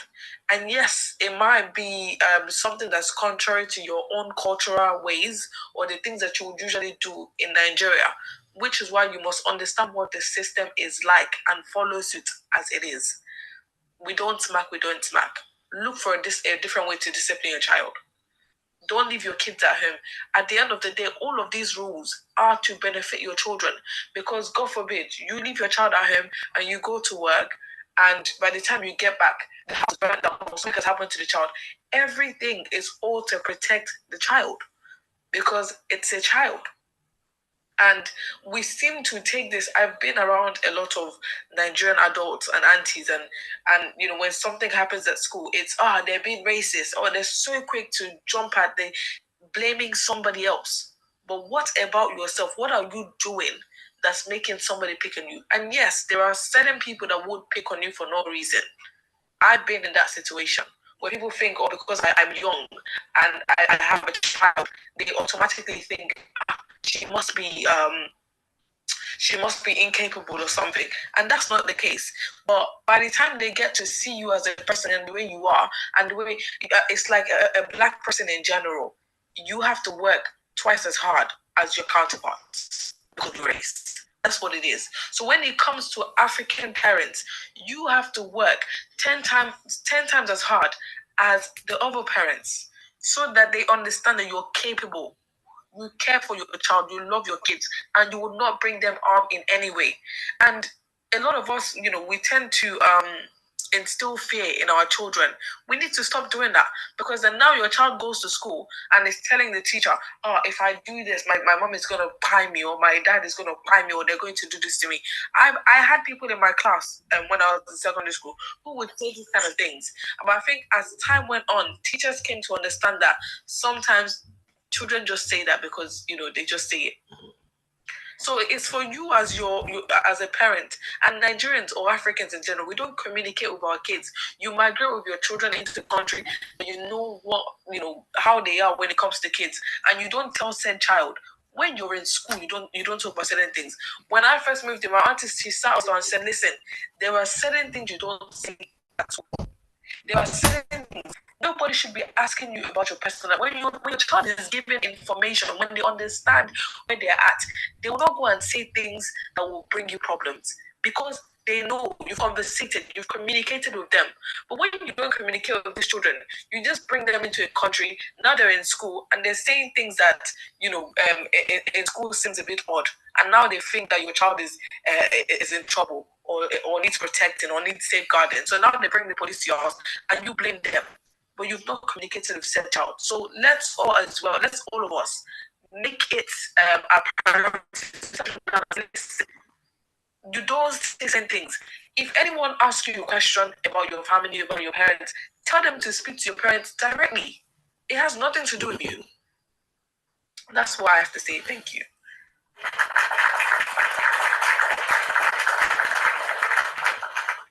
Thank you so much. Thank you so much. And what some parents forgot to understand is, if you don't communicate, if you don't let the kids know those things, they will even know it already. There's this a case, 3-year-old child came back home and tell mommy, don't beat me. Next time you beat me, you go to jail. And mom was saying, where do you hear this from? Say, from school. So don't instill that fear. Don't put that fear. Don't parent in fear yourself. Thank you so much, God bless you. Thank you for that.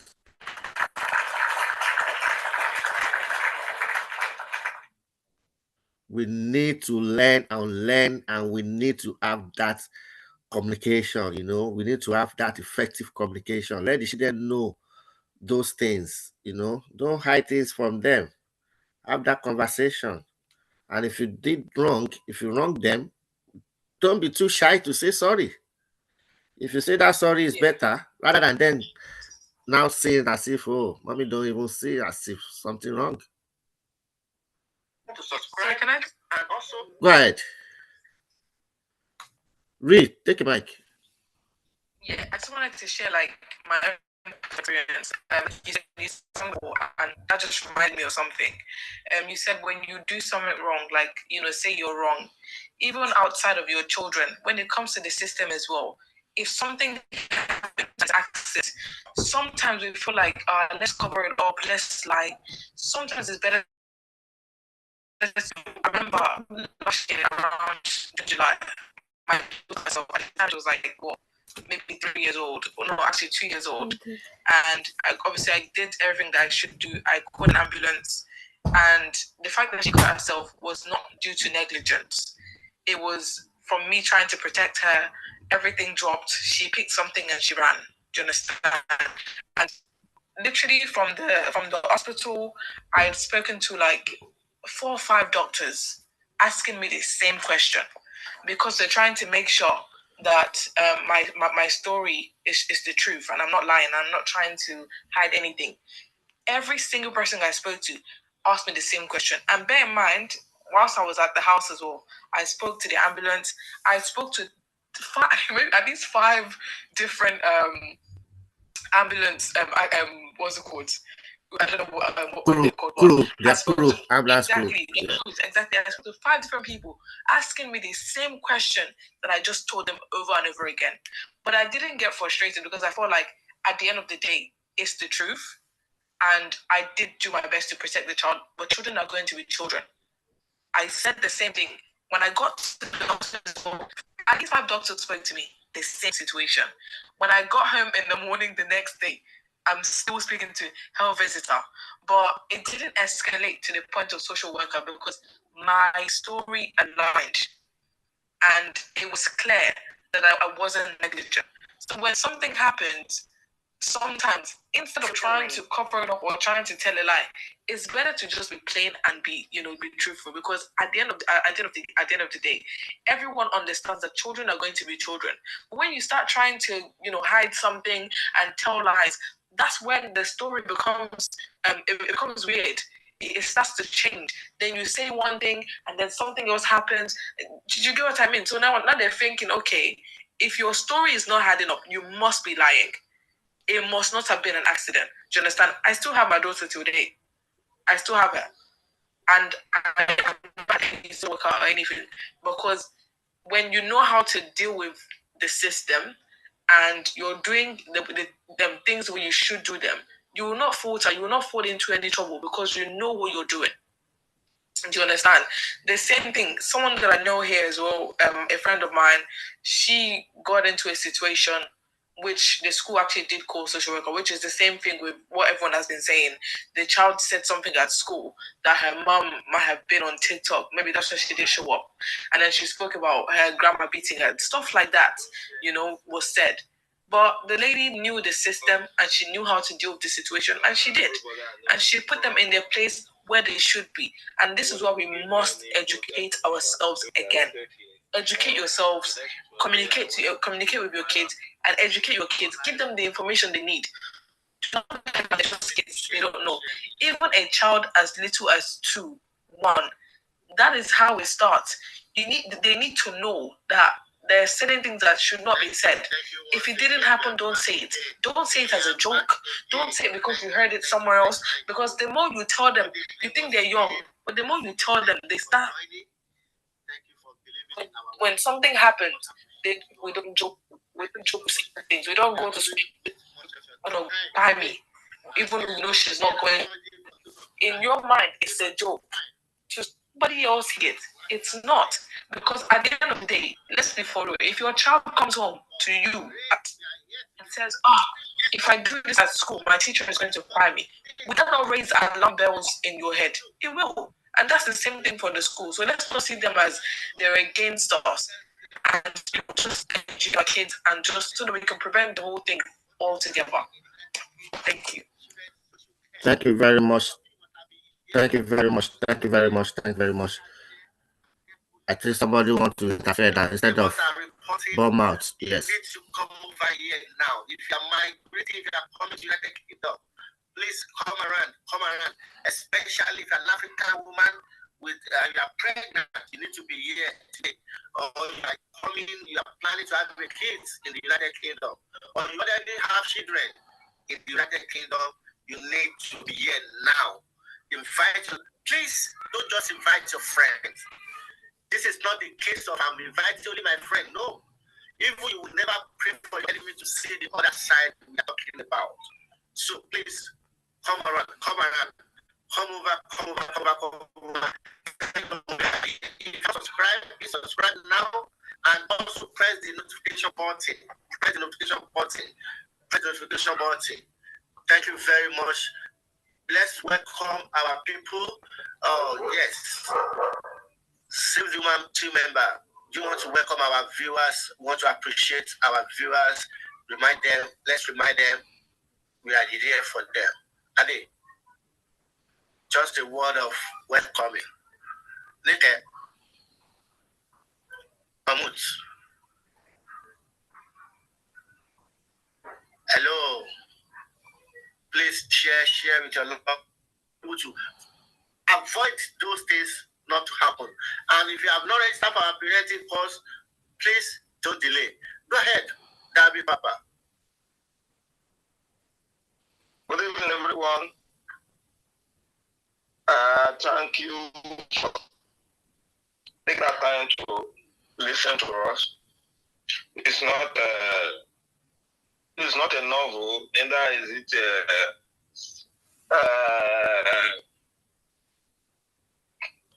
caution, but rather it's a life experience we want to give you. Me and my family, we've been hearing a little bit, watching on social media a little bit of what is happening with children in social care, but we never thought we'd be in this until we are hit. And from all that happened, how it happened, and how far we've gone, it's something that we need to speak out. Yes, social service was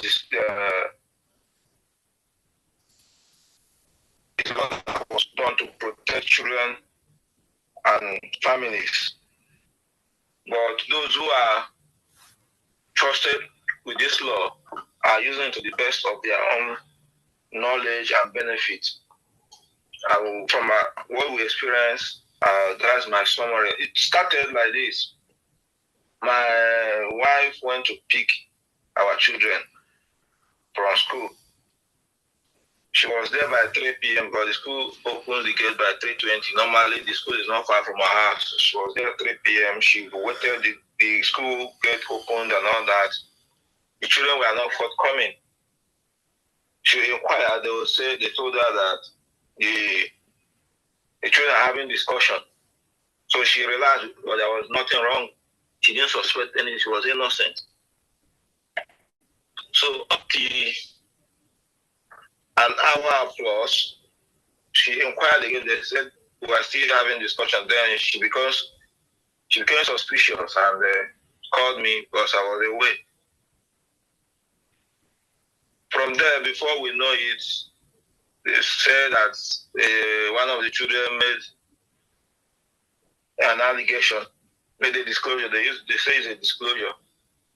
She inquired to know what was that. Nothing was told. Nothing was said. Then I called from where I was. what is happening? Why is my child not being given to her mother as usual? Say someone will get in touch to you. After some hours again, they came out and said that the two she came with, the one that was in school, will be taken away from her before this information will pass to her. The police are already by the corner. They're already there. Before she knows it, they've taken the two kids from her, or the ones that are inside school. I thought it was the joke.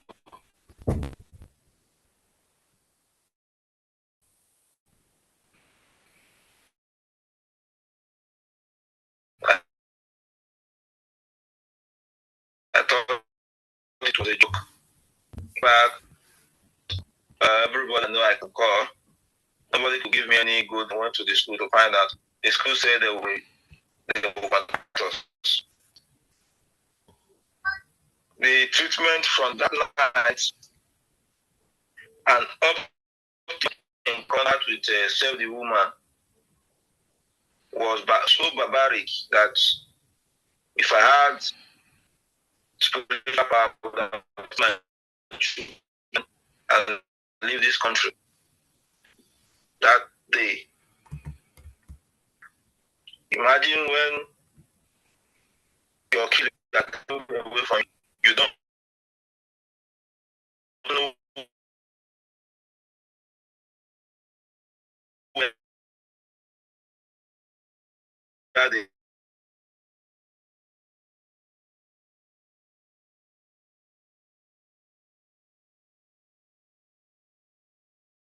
are.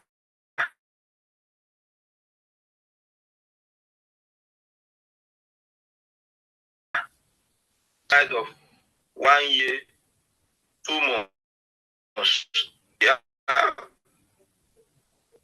1 year, 2 was taken away. You don't know where she is. Was still sucking. Was still sucking. You don't know where she is.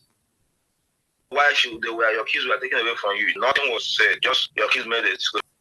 We're already in court. Looking for black tie inspiration? The I mode on Google, whatever's on your mind. And even has follow-ups. Superoxide dismutase 3 enzyme nest prevents visible damage before it occurs and preserves collagen levels. Before we knew it, we already knew that the first day we did not enter court. We do not know what was said and what was discussed. We were all asked to sign something. And either we sign it or not, the keys are already coming, yeah? Thank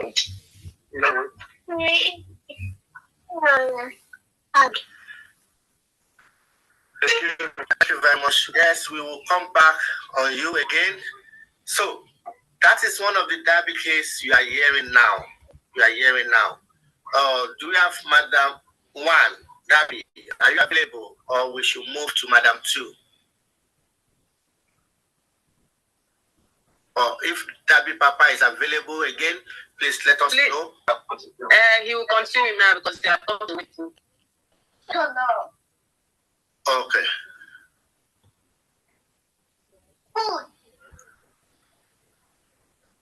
Please leave your comment, leave your question.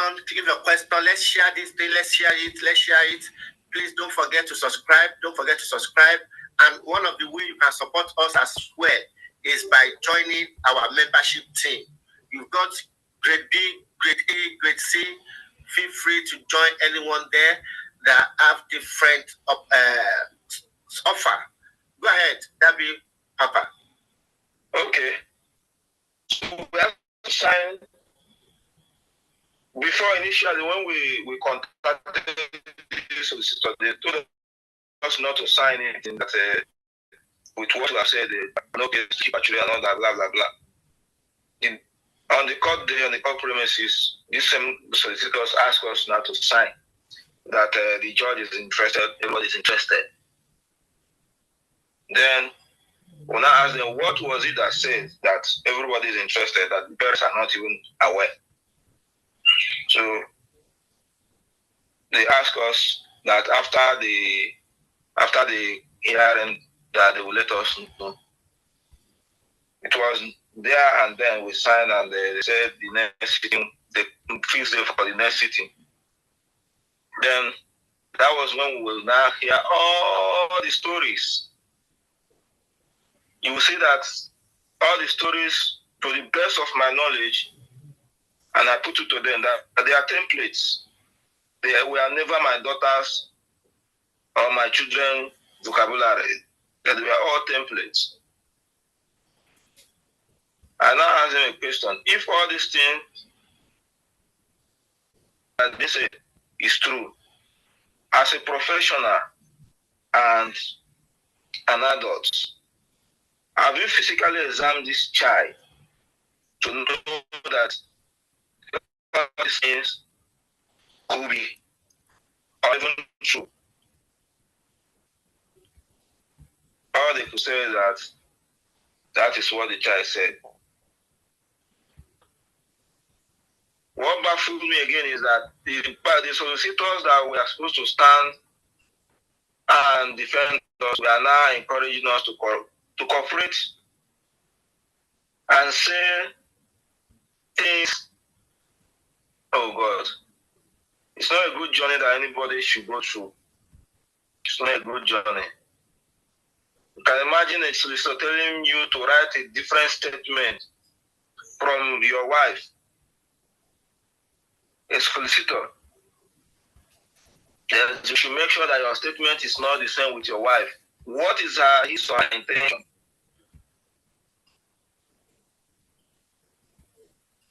So when we got in contact with Save the Woman, everything changed. And thank God today that our children are back, to the glory of God, with us. We are working with them as they requested. But what I want to say is that we all need to come together. There is an attack. There's an attack on black children in this country. There's an attack. It took the grace of God. It took Mr. Ladekon and his team, Save the Woman. It took Save the Woman and their team. And it took a good social worker that was assigned to us, that these children they are still there. If not, I was watching the children going every day. The children were crying on every contact. Nobody cares. They were dragging these children, putting them on the floor to take them home on every contact. And these are the children they said they want to take care of. They want to safeguard. It's never, the children up to now are traumatized. At any time a stranger wants to come to the house, they will want to know why. Why are they coming? Who? Why? To the point when a visitor came, they were hiding. They were all hiding. If someone is guilty and is being punished by law, or is being treated the way we are treated, it's justified. But when someone is stereotyped, someone is handpicked for a process, it's traumatizing.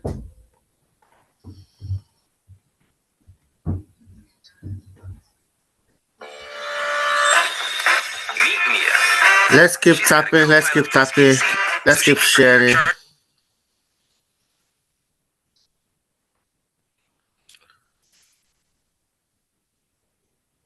Keep tapping. Let's keep tapping. I don't want to say much.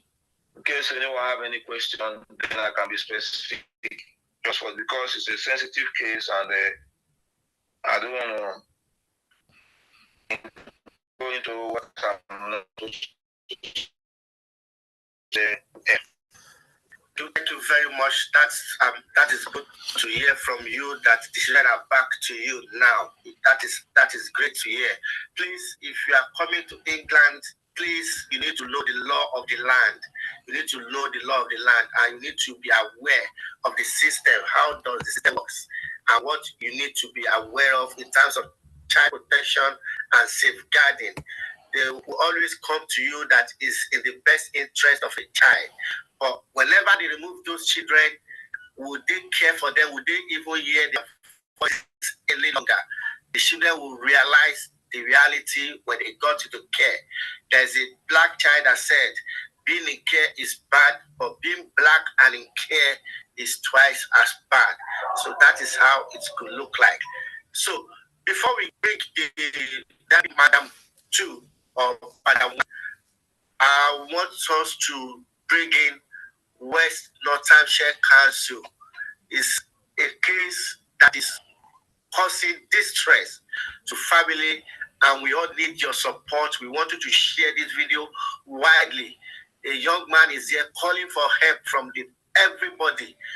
The same way the least case study, the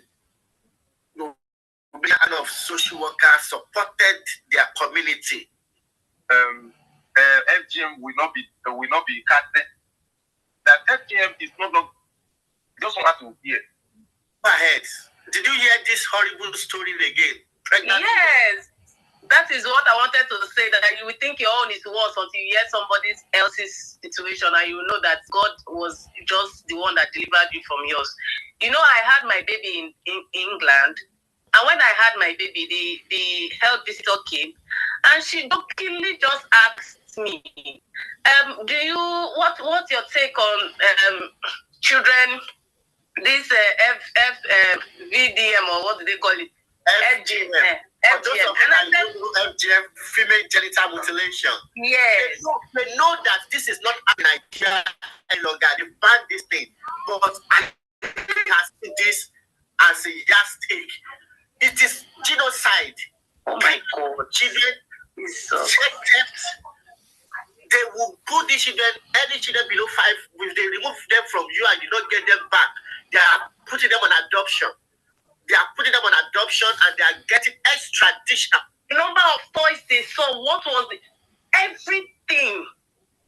It was written there. So one thing I want to say, apart from everything that is happening, that in this country, apart from the fact that whether you will not deliberately do something will happen that might just attract them to you, and it will just be a casual talk that will not bring the major problem. Just imagine somebody that had already put to bed just because they asked her that simple question, and she said something that was not in line, and that is this big problem that is on ground.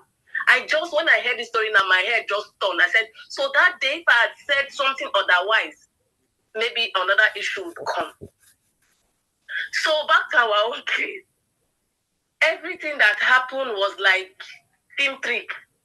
It was like, I beg, na lie, like Oga we say, na lie. You can never believe that those things will happen.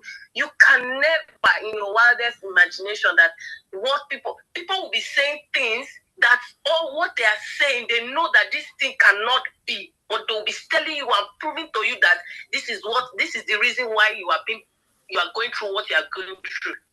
How can someone say, a 7-year-old child says she makes her own meals, she does all the house chores in the house, and if she doesn't do it, all the adults in the house will beat her with sticks, and they never saw any marks on her body. The only mark that was seen on her was on her face, on her cheek, which she has been going to school with for since she got into England, more than a year.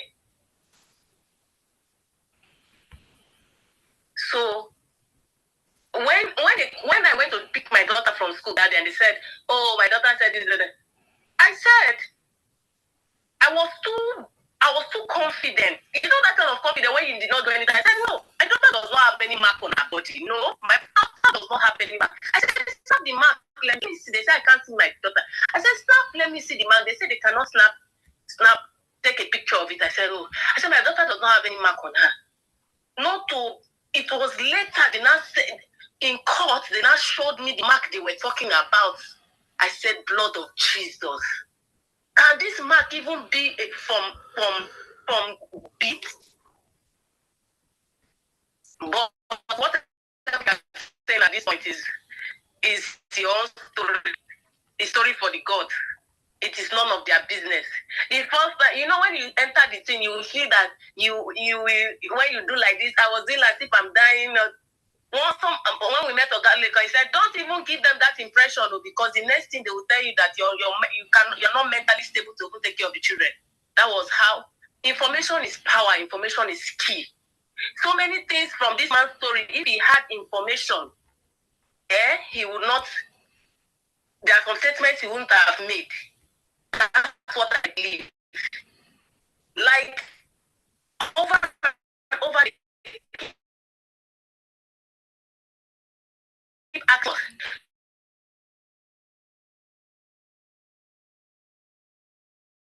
do you want to take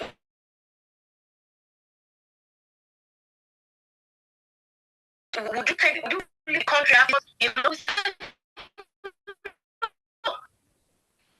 maybe if we say yes, we are living in your country, no, they'll be more serious. But as Ogaleko is saying, is everybody be informed. My husband to tell me, before this happened to us, if I had listened, I would listen to it, If I had listened to it, maybe the situation will not start the way it started. Or yes, it will not start the way it started. Because even when they wanted to take the children from us that day, I called we called a friend and the husband to come so that the children will be handed over to them. But because we did not even have proper information to know that it is our right, we were not sure. People were just saying, we're not sure what was happening. They took them away just like that. Just like that.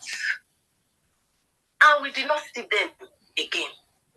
When we saw my children again, macheted, looking strange, oh, you would weep. You would wish that the world ended that day. Looking for ways to stop your nerves taking center stage at work? You can now ask AI mode on Google whatever's on your mind, and even ask follow-ups.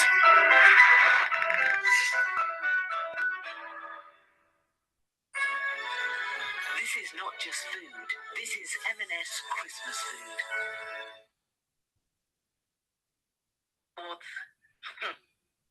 God delivered us. God in his infinite mercy delivered us. God now brought, because like Ogalekon will say, not all the social workers are bad. Some of them are sincere. It was the sincere one that God brought our way.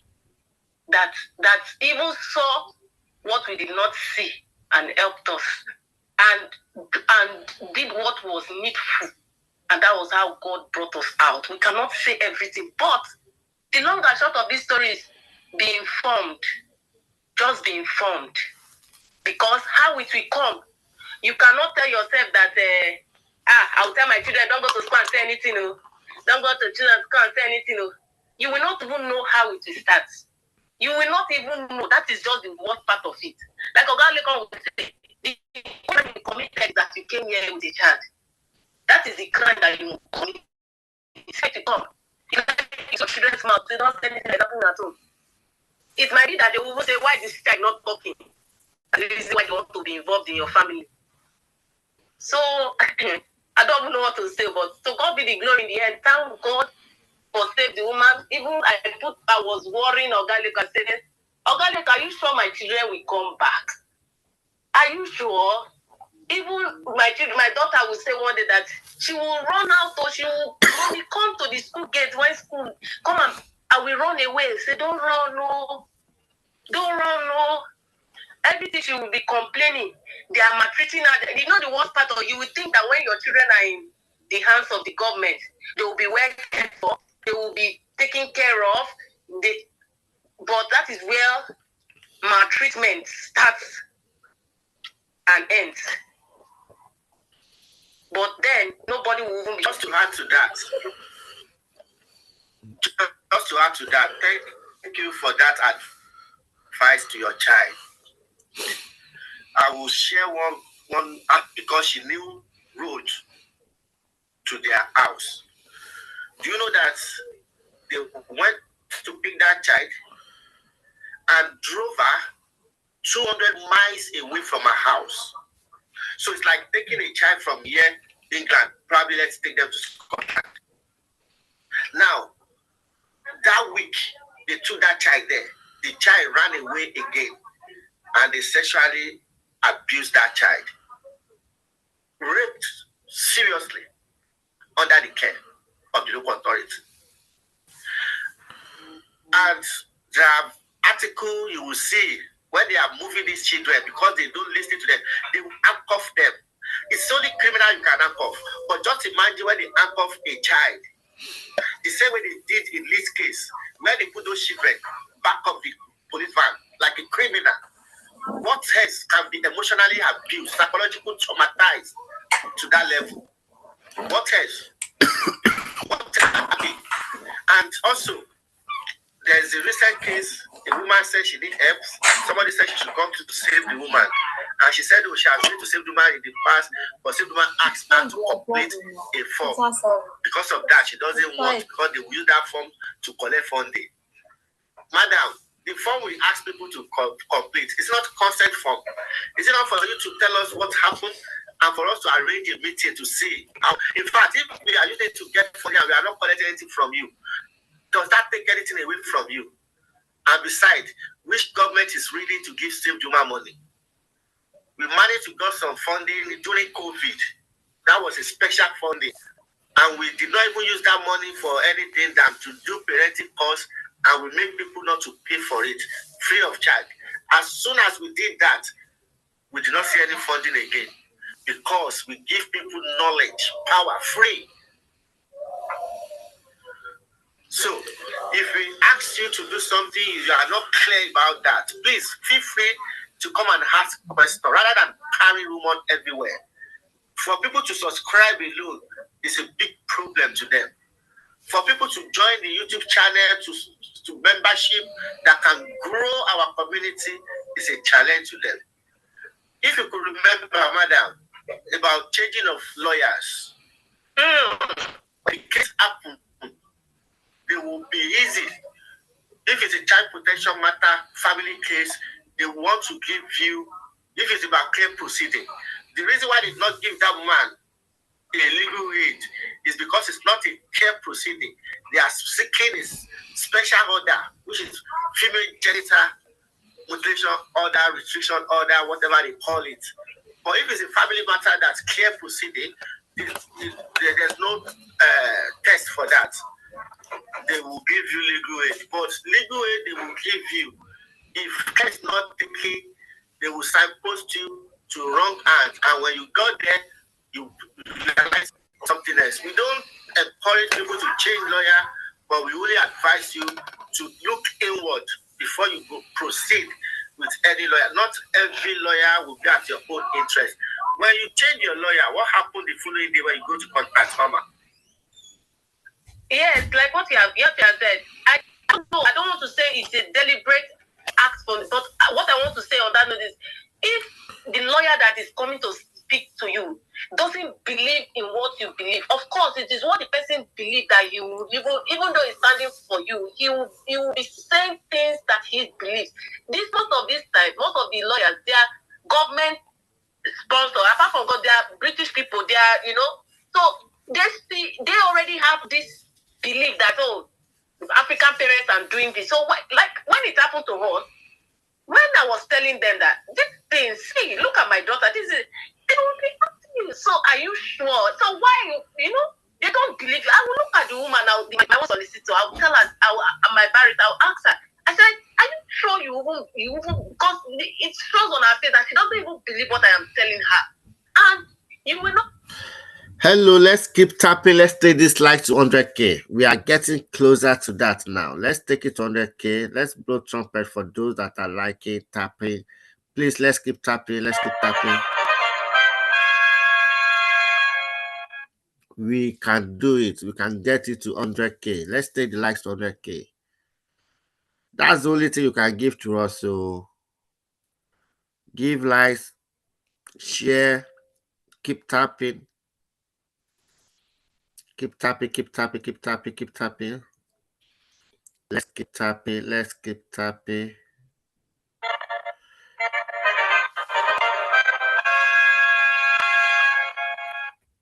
Let's keep tapping. No, I didn't even feel and say they tap my heart self. Sweet angel. The way you they tap, I they feel that for my heart, yeah.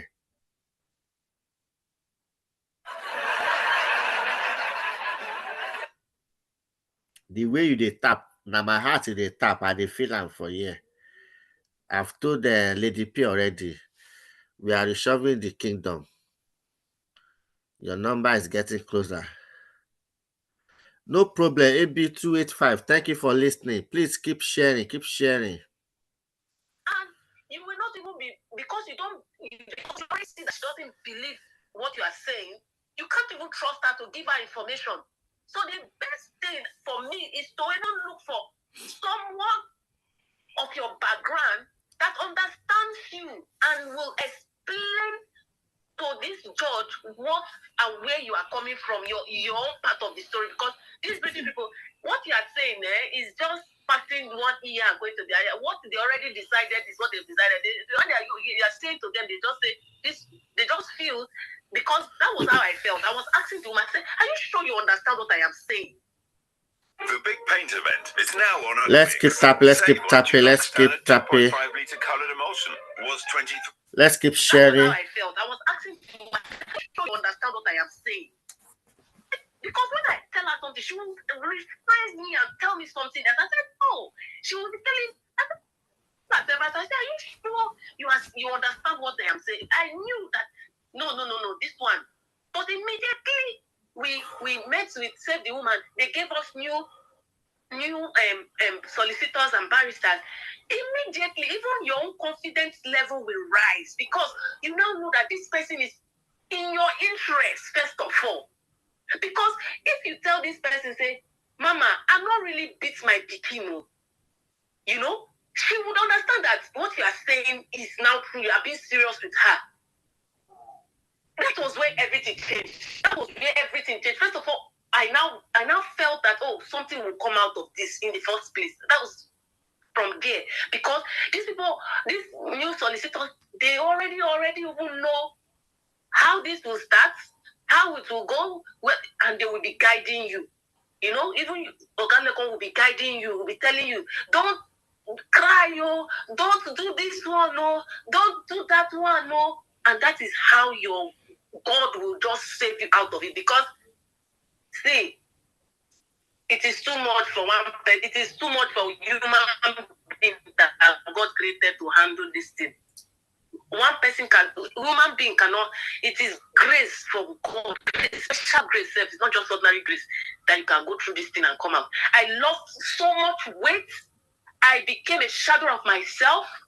I would just stand and scream, "Hey, Jesus!" Me that I've never left my daughter, my children, even back in Nigeria with anybody.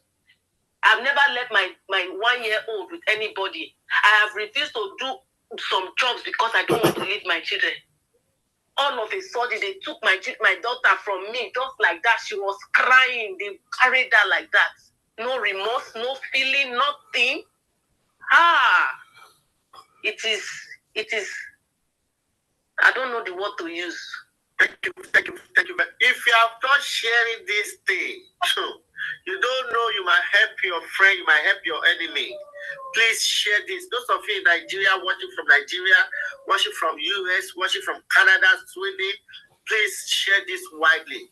All your social media, you should have been using hashtag Save the Woman, hashtag Social Care UK, Child Protection, Child Safeguarding. Anything you know, you can use an hashtag. This video, the whole world must hear this. The whole world must hear this. Come to rescue of Niger family, African family, parents in general, whatever your color it could be. Please, this is no longer a color matter now. It is pandemic of genocide happening. Without wasting much of your time, I'm bringing the Debbie City Council, Madam 2 on the floor. I know our own experience will also be different because it's so shocking, unbelievable. Go ahead, Madam 2. Hello, good evening, everyone. I want to thank God and thank Save the Woman, Mr. Olaleko. Thank you very much. As the other people have spoken, information is power.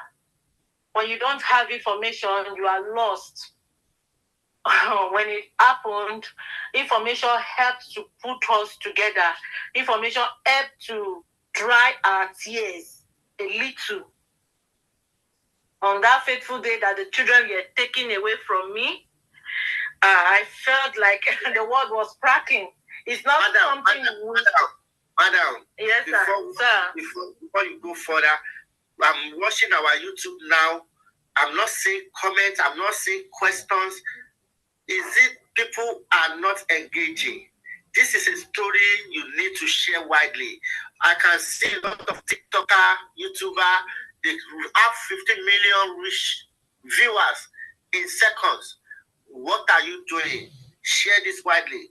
Share it, like it. Put your comment there. You believe, you don't believe, please put your comment there. Share widely. Go ahead, ma.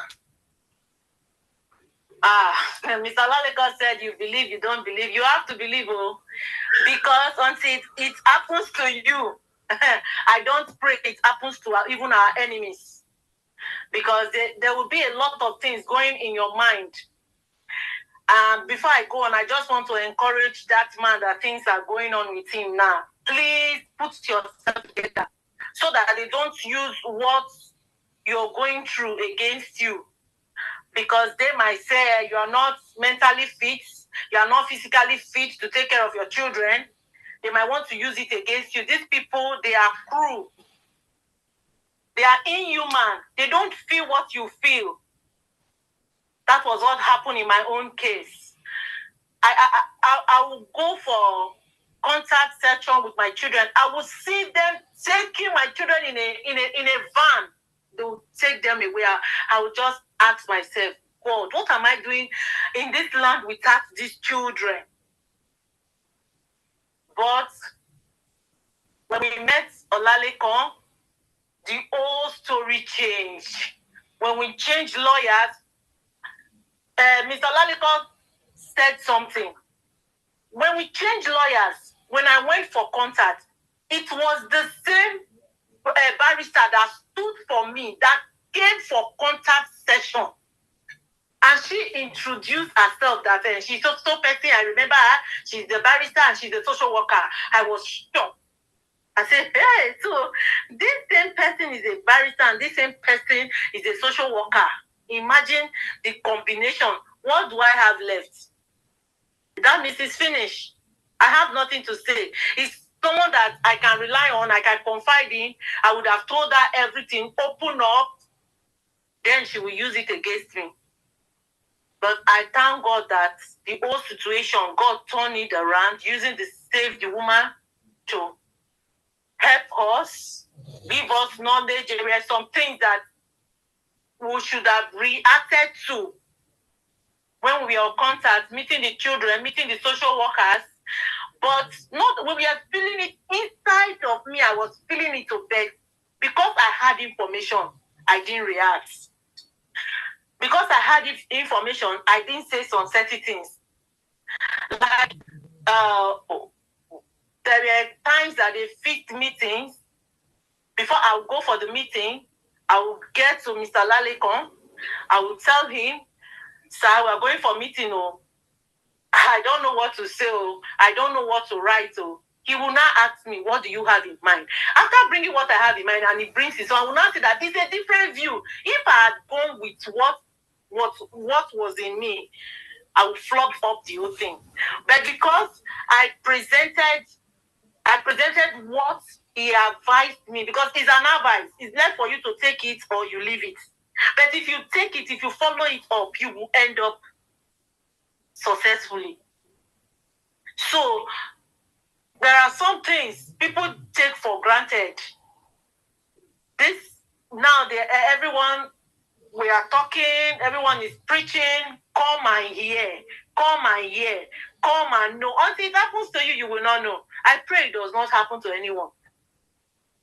So,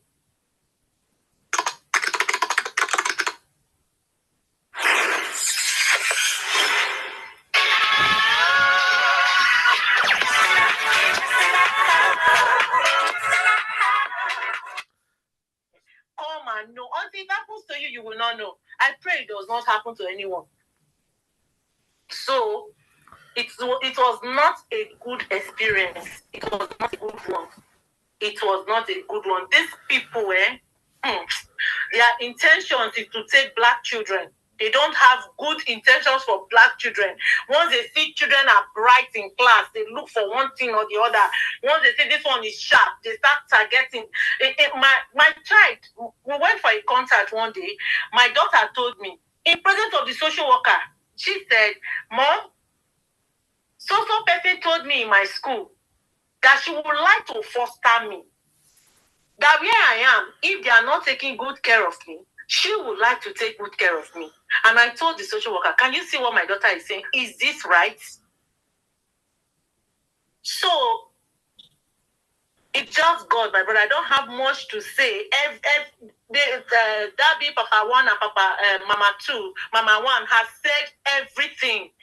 I just want to encourage everyone, and I just want to throw more light, which I have done. Please, we should share, we should keep talking, we should keep preaching. The community, we should try and build a community, because when this happened, a lot of people deserted from us. And if you don't have a forgiving heart, you will not even laugh or talk with those persons. But we as Nigerians, we need to come together because their target is high. I just pray God help all of us that are in this country with our kids and families. Thank you, everyone. Yeah, we've reached 100K likes. Tappy.